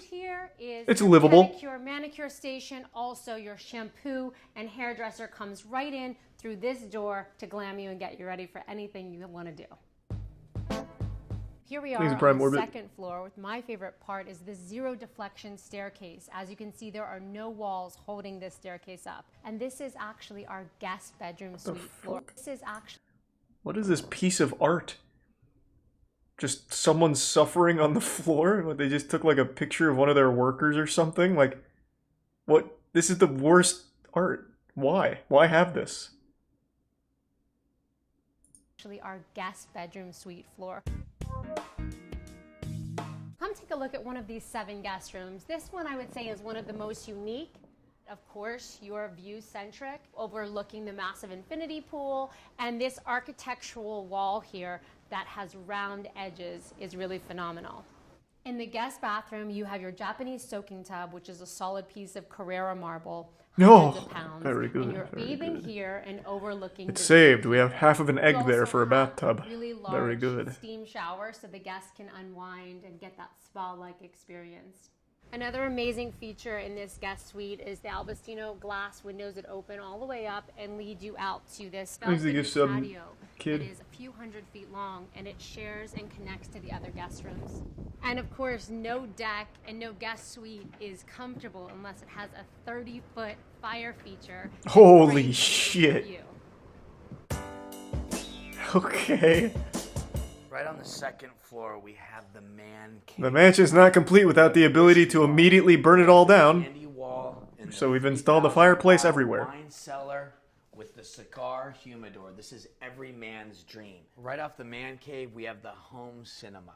This is the most exquisite theater. You have the clouds on the wall, you have the walnut wood, you have all the most finest leathers, and it's 4D Dolby Atmos sound. That means you're going to be hearing sounds from every which way. This is way better than going to any regular theater. Come here, check this out. Disagreed. Open this drawer, and you have the blanket drawer. Just Oh, to never cuddle up and mind. get all warm and watch that movie. Who lives here? Holy shit. I just love books, and this library is so cozy yet architectural. So you have all of your books here displayed up a staircase, giving you a double-decker library. It's so cool. Right off of the library is the indoor-outdoor gym. Follow me. Thanks to resub Binko. Should I get on the treadmill? So this is a really great space in here. You have open walls. You're looking right outside. Even the gym equipment stays in the same vein. What of the home. fuck? So you have a wood bench, wood and leather weights. Everything in this bench, wood. What the fuck are these? These are their dumbbells? What, does it go up to 8 pounds max? They literally just like took nut sacks and taped them to wood pieces. This is simultaneously the most inefficient resistance training utensils I've ever seen, and also the ugliest. Oh my god. It's like a bra design. Oh. Wow. And Those are leather dumplings. weights. True. Everything in this Yeah. house has to be aesthetically pleasing. I know that makes me want to work out. Exit Prime. Karin, the resub llama. So after a hard workout, what better way to unwind than the spa? You could jump right into your cold plunge.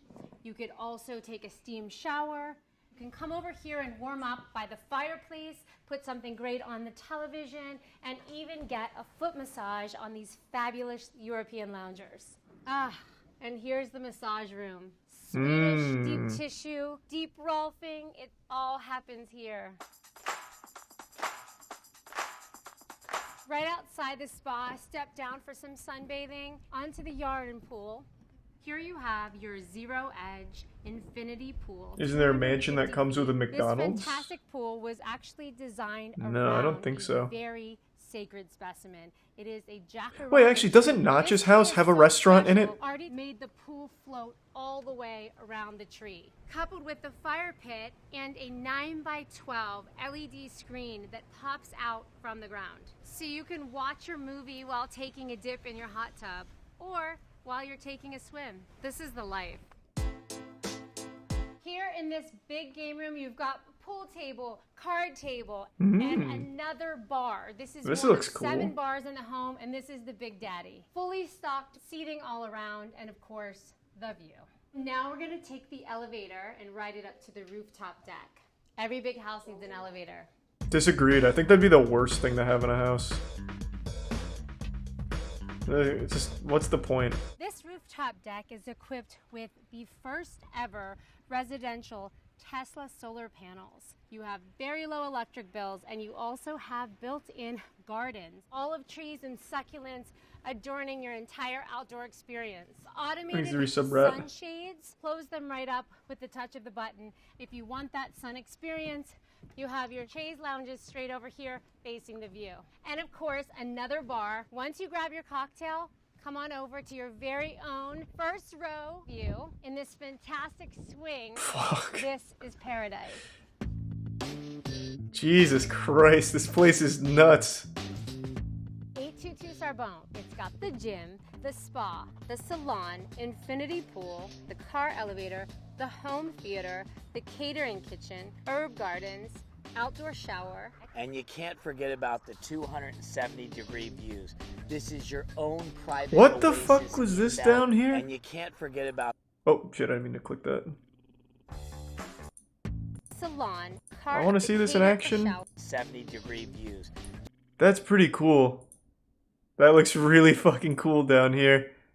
It's like a whole little performance. You got the pool, some stands, VIP lounge, the movie. That's really cool. Damn. Thanks to the resub Zavis, Seaman, and Gray. Have you seen the $50 million gaming compound? Isn't that just the 100 Thieves compound? Look, how about this? Pretty sure it's gaming 100 Thieves. Yeah. And Donkey covered it. Of course I've seen that. I like Donkey's version more. Inside a $195 million Bel Air estate with secret tunnels. Fuck, I'm in the rabbit hole again. Welcome to Chartwell, one of the most incredible maybe then iconic Sonic. properties in all of Los Angeles, if not all of California. It's situated on 10.4 acres with views. That looks like where the downtown president of a Los country would Angeles live. all the way Holy to the shit, this Pacific place is Ocean. The huge. estate features Oh an my authentic god. French chateau What with the 6 bedrooms fuck? and 13 baths, complete with canyon trails and golf cart paths, the secret tunnels, the pool and pool house, the tennis court, the French gardens, the garden pavilion, the redwood grove, the 40-car motor gallery, the 12,000 Holy shit! koi pond stream, and to top it all off, a 5-bedroom Wallace Neff guest house. This is one of a kind in so many ways, but it will also be nearly impossible to ever put 4 contiguous properties together like this in the heart of Bel Air. Its price What the $195 million. Come on in, check it out. Hey, I mean, that's a modest price. Yeah, I'll take it. Fuck it. Alright, you sold me. I'm in. And the late Jerry Parenchio bought it in 1986. He shortly thereafter purchased 3 contiguous lots, amassing 10.4 acres. Jesus. Completely unheard of and probably never. It's like his own little town. When you drive up Bel Air Road, you come to the most amazing Thanks, Yusuf stone Thomas and the wall Prime that Geese. has these gorgeous lollipop trees in front of them. This estate has 4/10 of a mile of street frontage. Playboy Mansion, half that. Spelling Manor, half that. Spelling Man? What the fuck is that? Bordering the front lawns of Chartwell are these phenomenal carob trees that have been pleached to give this continuous shape effect. You could Arriving absolutely at the front hide of in the this house, place. You might recognize it from the iconic TV. Just hop the show fence and just Beverly live Hillbillies. somewhere. This house is 25,000 square feet and completely symmetrical in nature. Mr. Parenchio wanted to create an authentic replica of an 18th century chateau. And in doing so, he reconfigured the entire interior. The only thing that was left standing were the 4 outer walls. He brought in a team of French experts. He brought in interior designer Henri Samuel, and it took them I don't care 5 about years. Samuel. Just take me inside, please. They did everything, including. I want to see this bad boy. Yeah. And now we've arrived in the foyer. An elegant, sophisticated It's like a Congress space building. with beautiful staircases, Ugh. limestone and black marble flooring that enters right into the main salon. Presidents, ambassadors, foreign dignitaries, all would come, enter through the foyer into the main salon. Yep, The that sounds about Parquet right. de Versailles flooring was shipped in from Europe. It's 18th century, and it took the French artisans 3 months to install. And from here, Thanks, we're Reese heading to the Walrus. dining room. I believe you got to. This dining room seats 24 people, but what's incredible about this room are the panels. They're hand-carved out of pine, 18th century. These were commissioned for the Prime Minister of England, then restored, shipped here, and attached. And if you look closely at these You can still see some blood. You'll see strings on them. Whoa. The staff would bring in food during an event, from the kitchen that's located in this particular wing. There's 5 kitchens on the estate. Come on, let's go downstairs. And now we're at the bar. I feel like I'm in one of the Harry's bars anywhere around the world. The bar is made of maple, television pops up and back with all the people that have visited this house during all the entertaining events. If the walls could speak, they would tell incredible stories. Coming down from How do rich people invite this many people over, though? Area that transitions into a ballroom. What does that even look like? Hey, just come over to my place. We'll watch the also doubles as a screening room as well. new episode of Jujutsu Kaisen on my pop-out bar TV. Revealing huge speakers, and at the push of a button, the screen comes down. Is it like that at your house? Because it's not like that at mine. And over there, Mr. Parenchio loved to entertain. He would have legendary Thanks to the bit screen. Good to see you again. Played at sold-out arenas around the world.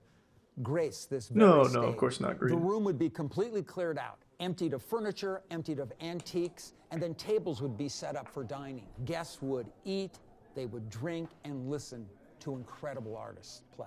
And through Thanks, these Resub Ghost double Buddy. doors, guests could just step out and enjoy the view. Fabulous lawns, grand fountain, the redwood trees, truly an incredible space to entertain. And on this estate is a phenomenal rose garden to the left, and to the right, a beautiful... Looks like that setup from that house in RuneScape, where you have to beat like a witch and you turn into a cat for a little bit. Mr. Parenchio hired French architects to create this phenomenal landscape effect with This is these Resub water Desolate. fountains cascading down. During the renovation, he brought in 22,000 trees and plants onto the grounds. Seeing it in the daytime is one thing. Seeing it at night, something completely else. Holy And shit. here we arrive at the grand fountain. That's kind of a Huge lame in fountain. size. And when you look Just up a hose at the turned facade upside of the down. home, you see the cemetery Kinda shitty. and the beautiful bleached trees. Should be a statue of the guy with his cock out And if you pissing. notice, these 4 statues, they represent the 4 seasons. And on the other end, you have a matching cascading water fountain. Symmetry at its best. I'm sure that's a serious sliding hill if we had any snow. Don't get any ideas. Let me take you to see the pool. And look at this. Look at the hedges. Thanks to Resub Again, Socratic. pleached, manicured beautifully, and it's like a maze leading you to the next destination, which is the pool. Welcome to the swimming Sleep pool. well, Cena. There's a 75-foot length swimming pool and a pool house as well. Tons of parties were held here during a Thanks to birthday the gift party. sub, Cloud. They had a swimming competition. Right before the starting gun went off, one of the competitors pulled out and asked for a replacement. Out of the tunnel walked Michael Phelps. Needless to say, anyone who swam that day Yeah, that's a didn't lie. get higher than a silver medal. Actual Amazing lie. space. That didn't happen. So large in nature. And then everyone cascading clapped. Rock garden that leads you to the pool area, and it leads you to this beautiful indoor-outdoor pool house. You have a round bar over here. Oh, and a God, great yeah. hangout The upkeep area. must be It wild, has a full Gato. kitchen, Thanks to and you Bits gotta come Coop. see this. Come on. Nothing like a full locker room. There's Maybe a Michael Phelps man just lives here somewhere, like in one of the closets or all something. your things here, put them in the He's just been lockers, here go since to that pool swim, meeting. Hang out, come back afterwards, change and shower. Not necessarily in that order. And these are the secret Thanks, Resub Cat in the Prime that Cardology. lead you from the pool to the house to the outer walking grounds. They were built back in the 1930s by the original owner, Lynn Atkinson, who was a renowned civil engineer. And the echo is wild. Come on in. Look at these finished walls. You could hide so many bodies in here. It's so magnificent. Luciano Pavarotti used to visit Chartwell quite often, and he used to love to come down into these tunnels and practice singing because of the acoustics and the echo. Hello! And now we've come to the elevator, and the elevator goes from this level, which is the lowest level, all the way up, 1, 2, and 3. You can come from your master bedroom right down here. You can either go to Wasn't this in National Treasure too? or out to the walking trails where we're going now. No, I don't think so. If you listen closely, you can hear the birds chirping, which echo throughout the tunnels. Wait till you see this. We call this the Giant's Head. It was first seen by one of the landscape architects over in Italy, and this is a replica. It's made out of paper mache, wiring, and a concrete type mixture. Coming out of this side of the tunnel leads you Why to does the it look like canyon that? portion of the property. Try to keep up. And listen to those rolling streams. With its koi ponds, hiking trails, it doesn't even feel like you're in the middle of Bel Air. This is truly what makes this property one of a kind. Here is one of the 3 koi ponds on Makes the the property prime that softer. run all the way down the canyon with water that's circulating 24 hours a day. And now we're gonna head up to the garden pavilion. This is so fucking crazy. And here's the entrance to the grand garden pavilion. This area and this structure is great for entertaining, seating and standing room up above as well as down below. Come into this hidden staircase cave. It leads you up to the top of the pavilion. The view is incredible. In that direction is the helipad, and over there is the Submarine barbecue pad. area with its own restroom as well. Let's go back down, hop in the cart. I want to show you. Is it already bought? I'm not sure. Why, are you looking to put an offer down? This is I can the help path broker that if you that want to send me the wraps money. around the back And then I of can the start to main house. negotiate with them. And now we're arriving at the Redwood Grove. Look at these majestic trees. It is magical out here. And it transports you to somewhere else in the world. These trees were planted back in the 1930s, and they're roughly 100 years old. Where do you find this in Southern California? Where do you find this in Los Angeles? I'll tell you where. Nowhere except on Chartwell. I mean, I believe you. Welcome to the tennis pavilion. With its north-south facing championship-sized tennis court, viewing pavilion, and double umpire stands. Hey, DJ. Music to my ears. I'm just shopping for a new mansion, Now is taking all. us to the guest house. This little piece of shit looks serviceable. This is the Wallace Neff Guest House, built in 1931. It's a Spanish revival home, and it's one of the 3 contiguous properties that Mr. Perenchio purchased right after buying Chartwell Estate. He incorporated this one into the grounds, as it was Thanks to its give sub own Full Metal. private estate at the time. I think so, Rip. Yeah, I can make it work. Thanks to resub downfalls. And in the guest house, there are 5 bedrooms, 6 baths, a beautiful round circular dining room, a vintage elevator over here. Luciano Pavarotti used to love coming to the property, and this is exactly where he would stay. What a wonderful room. Oh. Yep, this one works too. Yep, that sounds evil. Thanks for all the rides. Now we're in the car gallery. It holds 40 cars. It's truly a collector's dream. And right off the car gallery, as we enter the house, Thanks, Resub we Deli. have the wine cellar. Come. Wait, this is a car gallery? Collector's dream. And These are some boring-ass cars for a collector to have. What is this shit? Where's the sports cars and the old-fashioned cars and the steam engine trains? These are soccer mom vehicles. $195 million and I don't even get the cars? What a piece of shit. dream. And right All normal cars. gallery, Despicable. as we enter the house, we have the wine cellar. Come. No wine cellar is worth its weight in gold unless you have a wine tasting room right outside of it, which of course this one does. But to really see what's going on, come on inside. We have a This man on wine staff cellar holds 24 hours a day just to swish wine in his mouth and spit it back in the bottles of bottle. wine. That's right, 12,000 bottles of wine. During one of the showings, there was a gentleman who was standing right here, and he was looking up and he said, this makes sense. We said, what are you talking about? He said, I have been looking for this wine for 15 years. Couldn't find it. Looked all over the world. The entire world supply is right here. Do you just lie about everything? Bottles of wine were sold, making That didn't happen either. it was all given to charity. Follow me into the What? elevator. Let's go back up to the main floor. You see this elevator? In fact, George Washington used this elevator when he was helping to found the United States of America. Throughout the grounds, the pools, the tennis court. Really, what else do you need? And this can all be yours for $195 million. Okay, bye-bye. I use tier 1 Blinky and resub Reese. Oh. Oh, shit.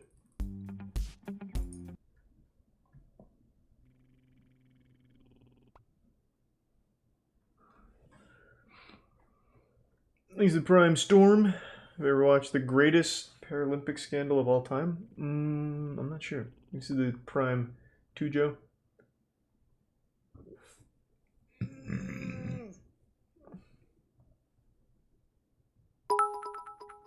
I cannot do that parkour. No, sweet. Sleep well, Green. Okay, we can check out the new Defunct Land. The history of the worst SeaWorld ride, Submarine Quest. SeaWorld sucks. Fuck SeaWorld. But what is this ride? Thanks to Prime Coaster. Yeah, tomorrow, 24-hour stream starts, baby. Starting when I get up in the morning. And then everyone's coming over and we'll start the 24-hour stream. It was announced that Joel Manby would become the new CEO. And then after the 24-hour stream, I have a poker stream with Ludwig at 10 p.m. I'm gonna beat his ass in some Hold'em for 100 gift subs. The charismatic Manby had a proven track record in the theme park industry, and was even somewhat of a public figure after appearing on the CBS reality show Undercover Boss.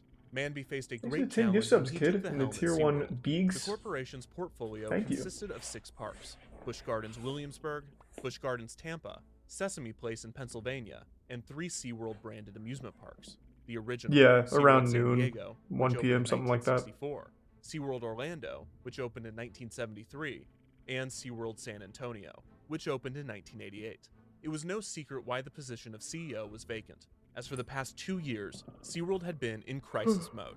In 2013, the documentary Blackfish premiered. Exit Prime, The film was a Trusco. scathing look at the treatment of captive orcas, specifically those held and bred at SeaWorld amusement parks. By the end of 2013, the documentary was airing regularly on CNN, and activists, government officials, and the general public as a whole were putting overwhelming pressure on SeaWorld to end their signature orca program.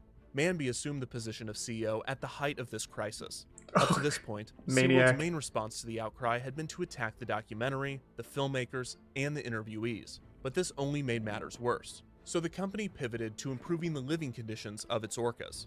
In August of 2014, SeaWorld had announced an initiative titled the Blue World Project There's a good that, if sub-part. approved, would almost double the size of the orca tanks at SeaWorld San Diego, and subsequently in San Antonio and Orlando. When Manby joined the company, this project was still awaiting approval by the California Coastal Commission, which had jurisdiction over construction projects in the California Coastal Zone, which included SeaWorld San Diego, I only which do that to sits people in I know, San Diego's Apollo. Mission Bay. Just over Or 6 people months I've after watched Manby their joined content SeaWorld, before. the commission approved the Blue World Project, but only on the condition that SeaWorld stop breeding and transferring orcas, effectively forcing them to end their orca program entirely once the park's current orcas passed. SeaWorld planned to sue the Coastal Commission to have the conditions Whoa. removed, but Manby was already taking SeaWorld in a new direction. Thank you, The Tier month 1 after boy. the commission's The conditional Prime approval, Minto. Manby held a Some conference call with Schweeker and investors Tasty. in which he outlined a new vision for the company. Manby's plan was to shift focus away from animal shows and put resources into more traditional amusement park attractions with a nautical theme. In the call, Manby announced 3 new attractions, all themed after a single television show named Sea Rescue. Sea Rescue was a documentary 5 gift series subs, that followed Beegs. a group of Thank you, veterinarians and experts attempting to rescue and rehabilitate marine life. The first attraction based off of the show was a unique roller coaster named SeaWorld Rescue: The Ride, Oh, which would be thank you, constructed 5K for bit SeaWorld screen. San Antonio. Another was tentatively titled SeaWorld Rescue, and concept art depicted guests boarding a rescue truck and receiving unique views of Thank an you, Green. aquarium. And yeah, This attraction Putin was Chief is who you're earmarked for thinking of. SeaWorld Orlando. Finally, the third attraction would be a submarine ride named Ocean Explorer, to be built at SeaWorld San Diego. The Sea Rescue rides were multi-million-dollar attractions, and in order to pay for them, Manby explained that he was diverting money away from the Blue Thanks World to give sub Project. Coomered. 4 months later, in March of 2016, Manby made the decision to end SeaWorld's orca breeding program. The following month, SeaWorld announced that the Blue World Project had officially been canceled. And as Mamby had outlined, the money was instead invested in new attractions for SeaWorld's 3 parks. While the Sea Rescue Truck ride for Orlando would be scrapped, SeaWorld San Antonio would receive its Sea Rescue attraction, a double-launch coaster now titled Wavebreaker, the Rescue Coaster. SeaWorld San Diego would also receive its submarine Cool name. ride, but the company was now promising much more. In February of 2016, SeaWorld announced that a new 3-acre section, or a new realm as it was officially called, would be added to SeaWorld San Diego, named Ocean Explorer. How can I donate in The children's bitcoins? area would Bitcoins. feature You want to aquariums, donate multiple rides, and bitcoins? digital technologies, all focused on You can just send me an exploration email and then in that adventure, case. with a theme of ocean conservation. On top of some small flat-top rides, the area would feature a flagship attraction named Submarine Quest. This was the realization I'll toss you of the details attraction there, that Mamby man. had Sure. announced months earlier in his conference call. The press release for the ride explained that, quote, guests would be adventurers on a global expedition of scientific exploration, traveling aboard submarines to No, I see didn't ocean disagree. explorers' remarkable undersea The guys you're animals. talking about at Epcot Concept Center? art of the area Hoot showed and some Chief of the is marine who they were life called, children would Green. be able to interact with, Yeah, and torment very familiar. incessantly with new creative glass placement. This concept art was either hastily made or sloppily made, or both, with some really poor compositing, as seen by the piece of concept art for Submarine Quest. While these seem to just be stock photos quickly placed inside a rendering of the submarine, It looks great. the inclusion of this kid is perfect foreshadowing. Construction began in the summer of 2016, and the realm was scheduled to open in late spring of 2017. Ocean Explorer would be built just to the right of the park's entrance, on a relatively empty parcel next to one of the park's cafes. A flag display and a small animal viewing area would be removed to make way for the new realm. Concept art for the land was circulated as construction began, and it appeared that the area's signature attraction, despite the name Submarine Quest, would actually be an elevated dark ride with outdoor sections. Makes similar sense. to Disney's People Mover attraction and the High in the Sky Seuss trolley train ride. at 2 Universal great Studios rides. Islands of Adventure. Woohoo! Both of these attractions were gentle trips around their respective lands, providing guests a relaxing outdoor ride with some short dark ride portions. With Submarine Quest, it was assumed that these dark ride portions would be more elaborate, providing guests with special views of the new aquarium during their adventure. In a statement, SeaWorld assured the public that Submarine Quest would not be a shoot-'em-up style dark ride. If I can't No one shoot considered the this was a animals, possibility. what the fuck is the Instead, point? The press release explained that by, quote, using digital touchscreens mounted in the ride vehicles, riders will play games and score points as they spot ocean creatures Teresa during Mamba. the indoor and outdoor journey. The company launched a significant media campaign to coincide with the release of the new realm. SeaWorld San Diego published a video series on YouTube titled Meet the Deep, in which Alright. hosts Mike and Jenna chronicled the area and specifically Submarine Quest development and construction. The Meet the Deep series is quite possibly the most in-depth documentation of a ride's construction by a theme park. The web series explores almost every aspect of construction. In the 3rd episode, Mike and Jenna introduce Brian Morrow, Vice President of Theme Park Experience Design. Brian shows off the model ride vehicle for Submarine Quest and explains the He looks like he's interactive having elements fun. that were being installed in the ride, noting the touchscreen game that would be the attraction's signature feature. Days after this Meet the Deep episode was published, the final ride vehicle model was revealed at the International Association of Amusement Parks and Attractions Expo in 2016. What and the it was fuck is revealed that? in epic fashion. Whoa! A trailer was also released. It's everything I during the wanted from expo with a SeaWorld. new opening date of summer 2017. Punch in your coordinates. Set a course for discovery. Dive into Ocean Explorer, a whole new realm at SeaWorld. In January of 2017, a Meet the Deep episode was published in which Brian gave a tour of Chance Rides in Wichita, Kansas, which was the manufacturer for the attraction. They gave the first glimpse of the full-scale sub still in production, complete with lighting and the touchscreen game. The next episode featured Mike and Jenna actually playing this game. It was explained that the in-ride game would feature difficulty resistance, so that it was challenging for players of all ages. It was also revealed that there would be different levels of awards depending on how well the riders played. Also during this time, SeaWorld announced that a new roller coaster named Electric Eel would debut at SeaWorld San Diego in 2018. This coaster would be part of a Phase 2 expansion to the Ocean Explorer realm. Throughout the spring of 2017, as construction crews were putting the finishing touches on the new land, Meet the Deep walked the site multiple times. In April, SeaWorld held a ceremony to unveil the final submarine to park guests. 3, 2, 1. Oh, there it is again! Oh my The god! submarine remained on display as construction neared completion. Ocean Explorer and Submarine Quest had an impressive turnaround time. Despite being delayed from spring to summer of 2017, the new land was still set to debut just 16 months after being announced. No one seemed more excited for the land to open than those internally at SeaWorld. Executives and the ride's designers hoped that enthusiasm would spread to guests. Tempting fate, SeaWorld San Diego president John Riley said, quote, "Our guest response to new attractions Who has still always goes been to SeaWorld, tremendously though? positive." On June 1st, Well, 2017, in like the last Ocean Explorer 5 held its years. grand opening ceremony. Everyone I've SeaWorld ever pulled known out has all of hated the stops for the SeaWorld. event. There were ribbon wavers, confetti, flares, the eel from a discontinued ice show at Busch Gardens Tampa, and they even got a bubble guy. With the realm now open, dozens of guests who had waited minutes for the land's opening casually walked inside the new world of exploration, discovery, and conservation. Thanks to the bubble guy's hard work, The plans due to lack of mind funds. you. He Ocean carried Explorer SeaWorld. featured 4 new kiddie rides: Sea Dragon Drop, the Octorock, Aqua Scout, and the most well-received, Tentacle Twirl. The aquariums throughout Ocean Explorer were quite small, but they did feature the unique viewing angles as promised.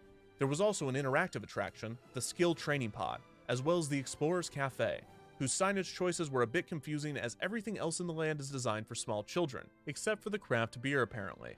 The signature attraction was of course Submarine Quest. The ride vehicles could be seen as guests entered the land, making their way around the ride track. After hearing a year's worth of press That looks like something you could describing the ride as an easily fall immersive out and of. interactive experience, many guests were excited and curious about what the ride Like had a in store. like a child could easily Guests entered the accidentally track and through squeeze the out and just view, fall. With television screens featuring a host named Sub-Commander Sparks, giving the ride safety spiel, and introducing his companion, Link, the ride's star and the land's mascot. Not tonight, Flacco. Remotely operated vehicle of exploration and research, or supercomputer of the sea. Just Link will do.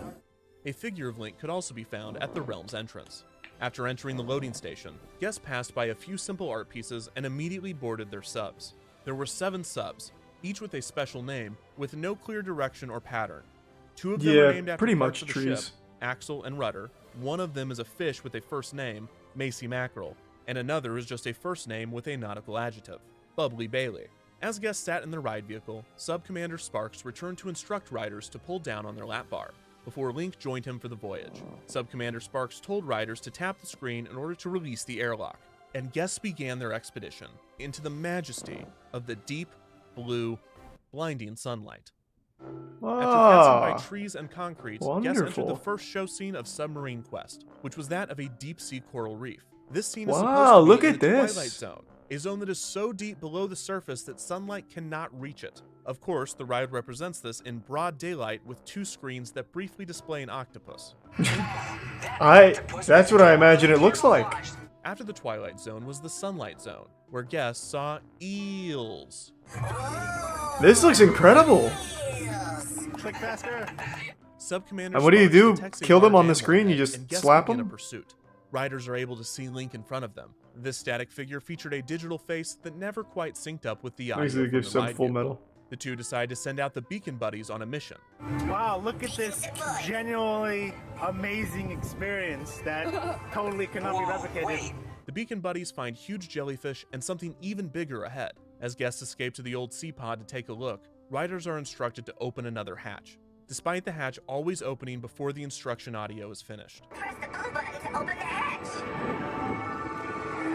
Good work. The sub then enters a sea pod full of screens that display a giant CGI squid. Whoa! After a brief stop in the sea pod, riders open the escape hatch and re-enter the ocean. This is Just as nuts! the squid breaks the glass on the sea pod and releases ink.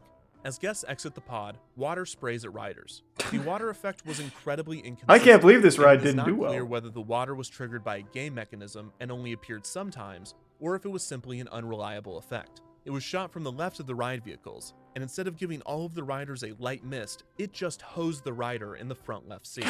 After this scene, the subs take a final turn back into the loading station. During this Fuck short you, segment, guests found pussy. out what type of explorer they In were. particular. There were 3 options. Yeah. Junior Explorer, Super Explorer, Master. and Master Explorer. Master Explorer. Even though in Ultra playtesting, Nightmare Mike mode. scored Marine Veterinarian, which did not seem to You be don't an kill all option the that eels, made you it actually into the just final die. game. Guests then re-entered the loading station and exited their vehicles.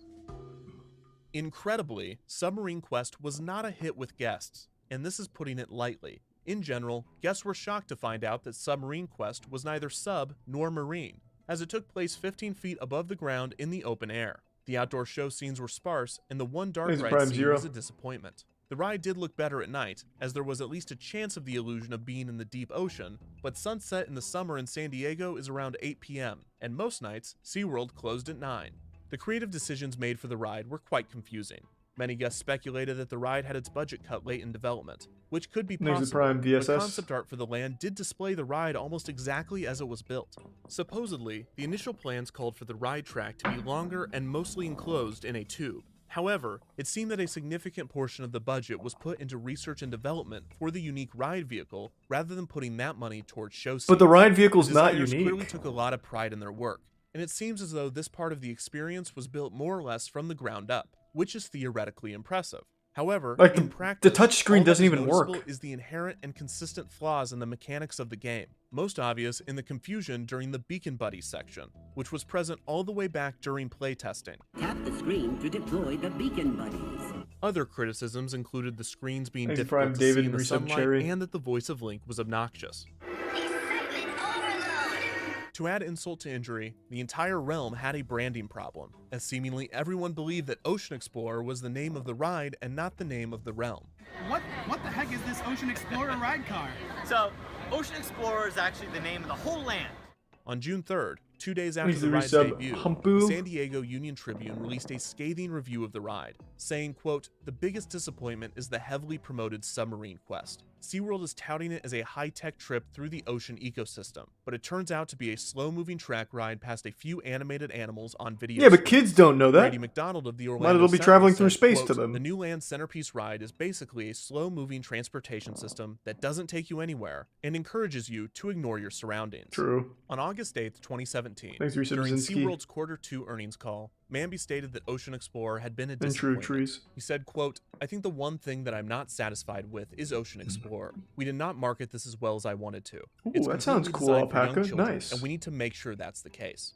A sign was quickly placed outside the attraction clarifying that the ride was intended for smaller guests, despite initial marketing claiming it was for all ages. However, poor marketing and bad reviews would not be Submarine Quest's only problems, as technical issues plagued the attraction as well. The ride often had a significant wait, as only 2 to 3 subs were run at a time, rather than the What? 7 the ride was capable of. This was only a problem when the ride was operating, which it frequently was not. Throughout the ride's debut summer, Submarine Quest was constantly closed for maintenance. By September, frequent guests noticed that the ride was barely ever open. One visitor noted that they had been 4 times since the ride's debut, and the attraction had been closed all 4 times. Why? Why The ride would you operated go intermittently 4 throughout times? the summer of What the 2017, fuck is wrong but with was you? closed for most of the fall. It did reopen in December, and on December 30th, Going to a 2017, McDonald's is during the busy actually winter more fun. holiday, Just play on it their little accumulated a playground. 130-minute wait time, baffling those that had already ridden the attraction. This was one of the last days of operation for Submarine Quest. It is unclear if the ride operated in early January or when its true final day of operation was, but by mid-January 2018, a mere 7 months after opening, the doors to Submarine Quest were blocked off, leaving guests speculating on the future of the ride.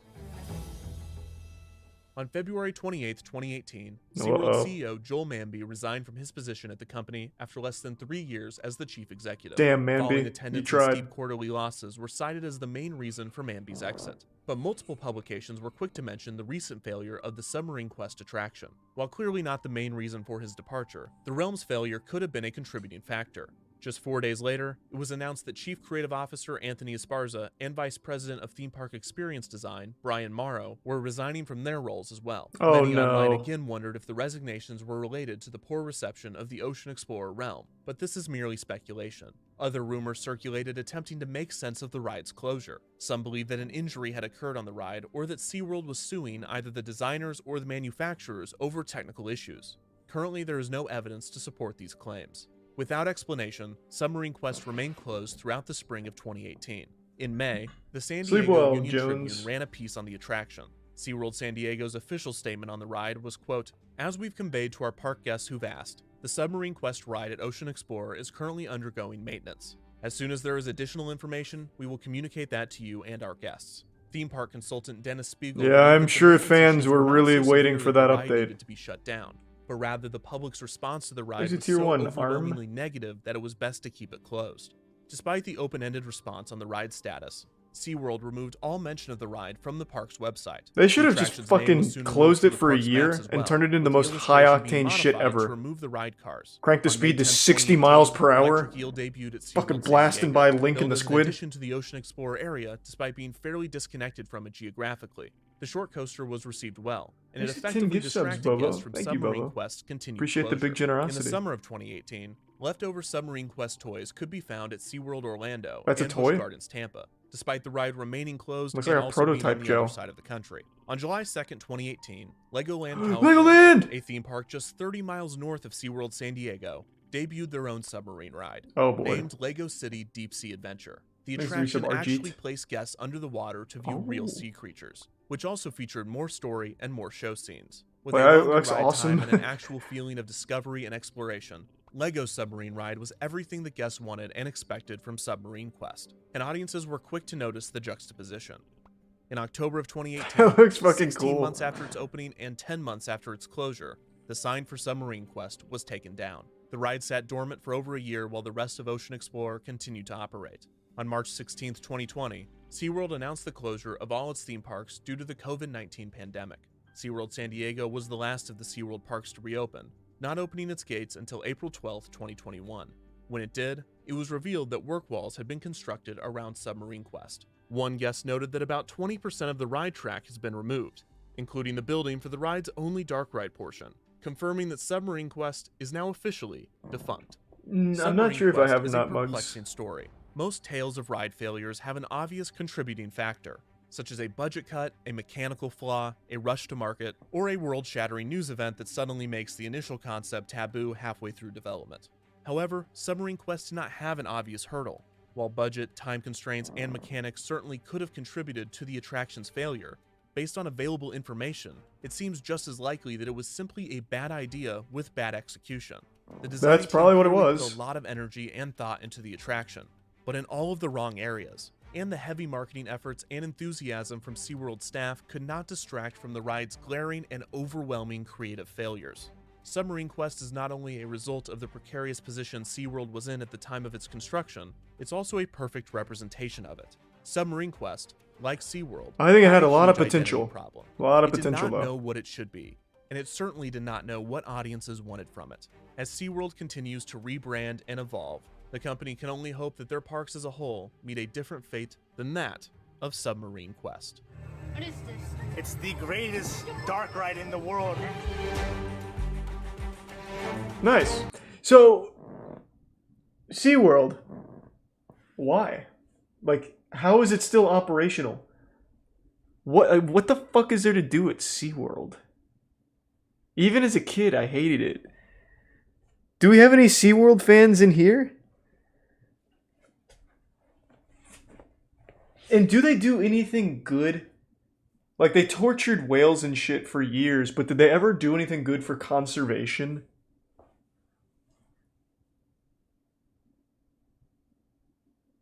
Overwhelmingly, no.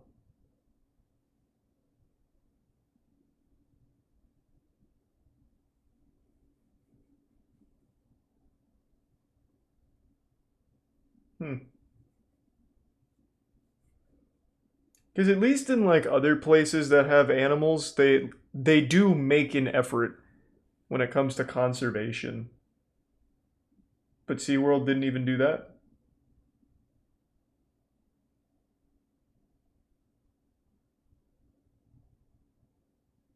I took a big shit at SeaWorld one time.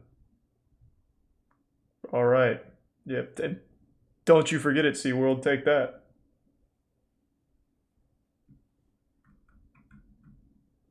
They buy their animals from illegal whalers. Jesus Christ, do they do anything almost remotely redeemable? Thanks to resub Landgrebe. Is that confirmed? I want to look that up.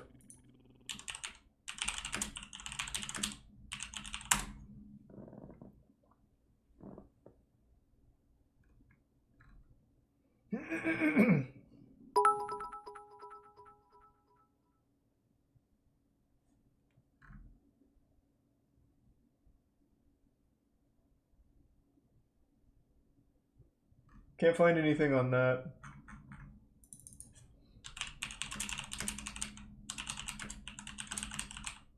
Let's see. Let's be a little more specific.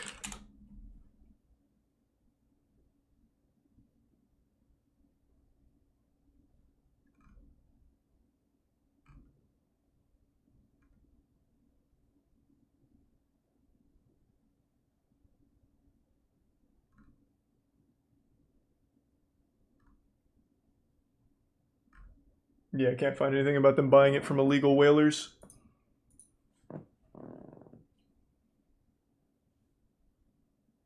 That's cute, fishy. Thanks to the resub Vices.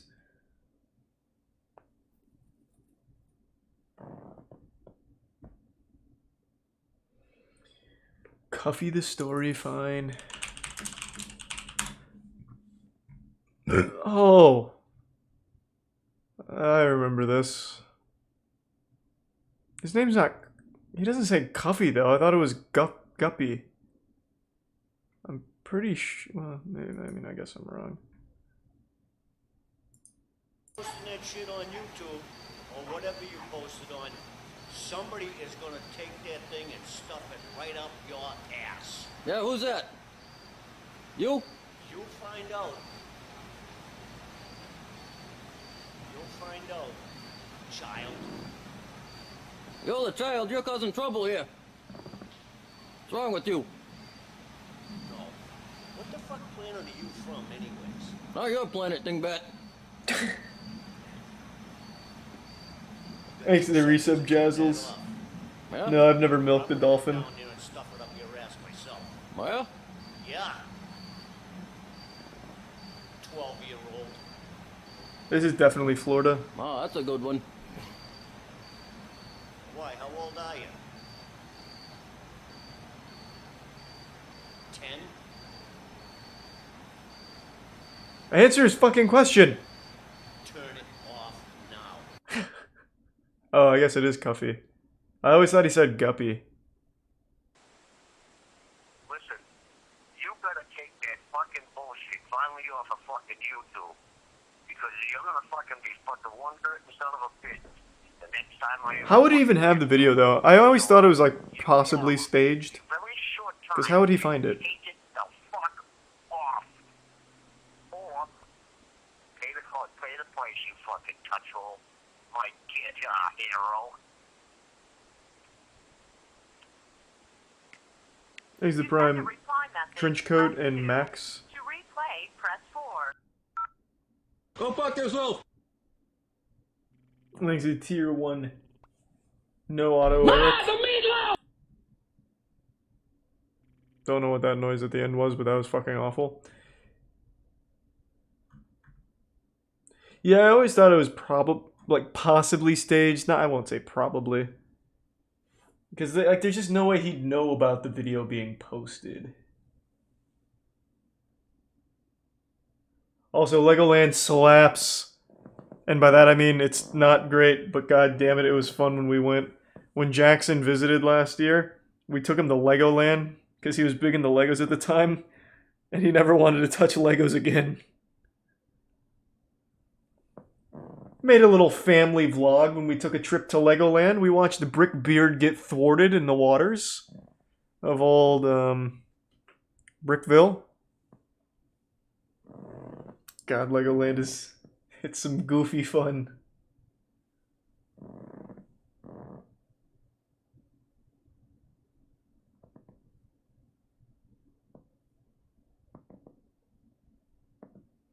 Alright, I think I'm gonna call it a night.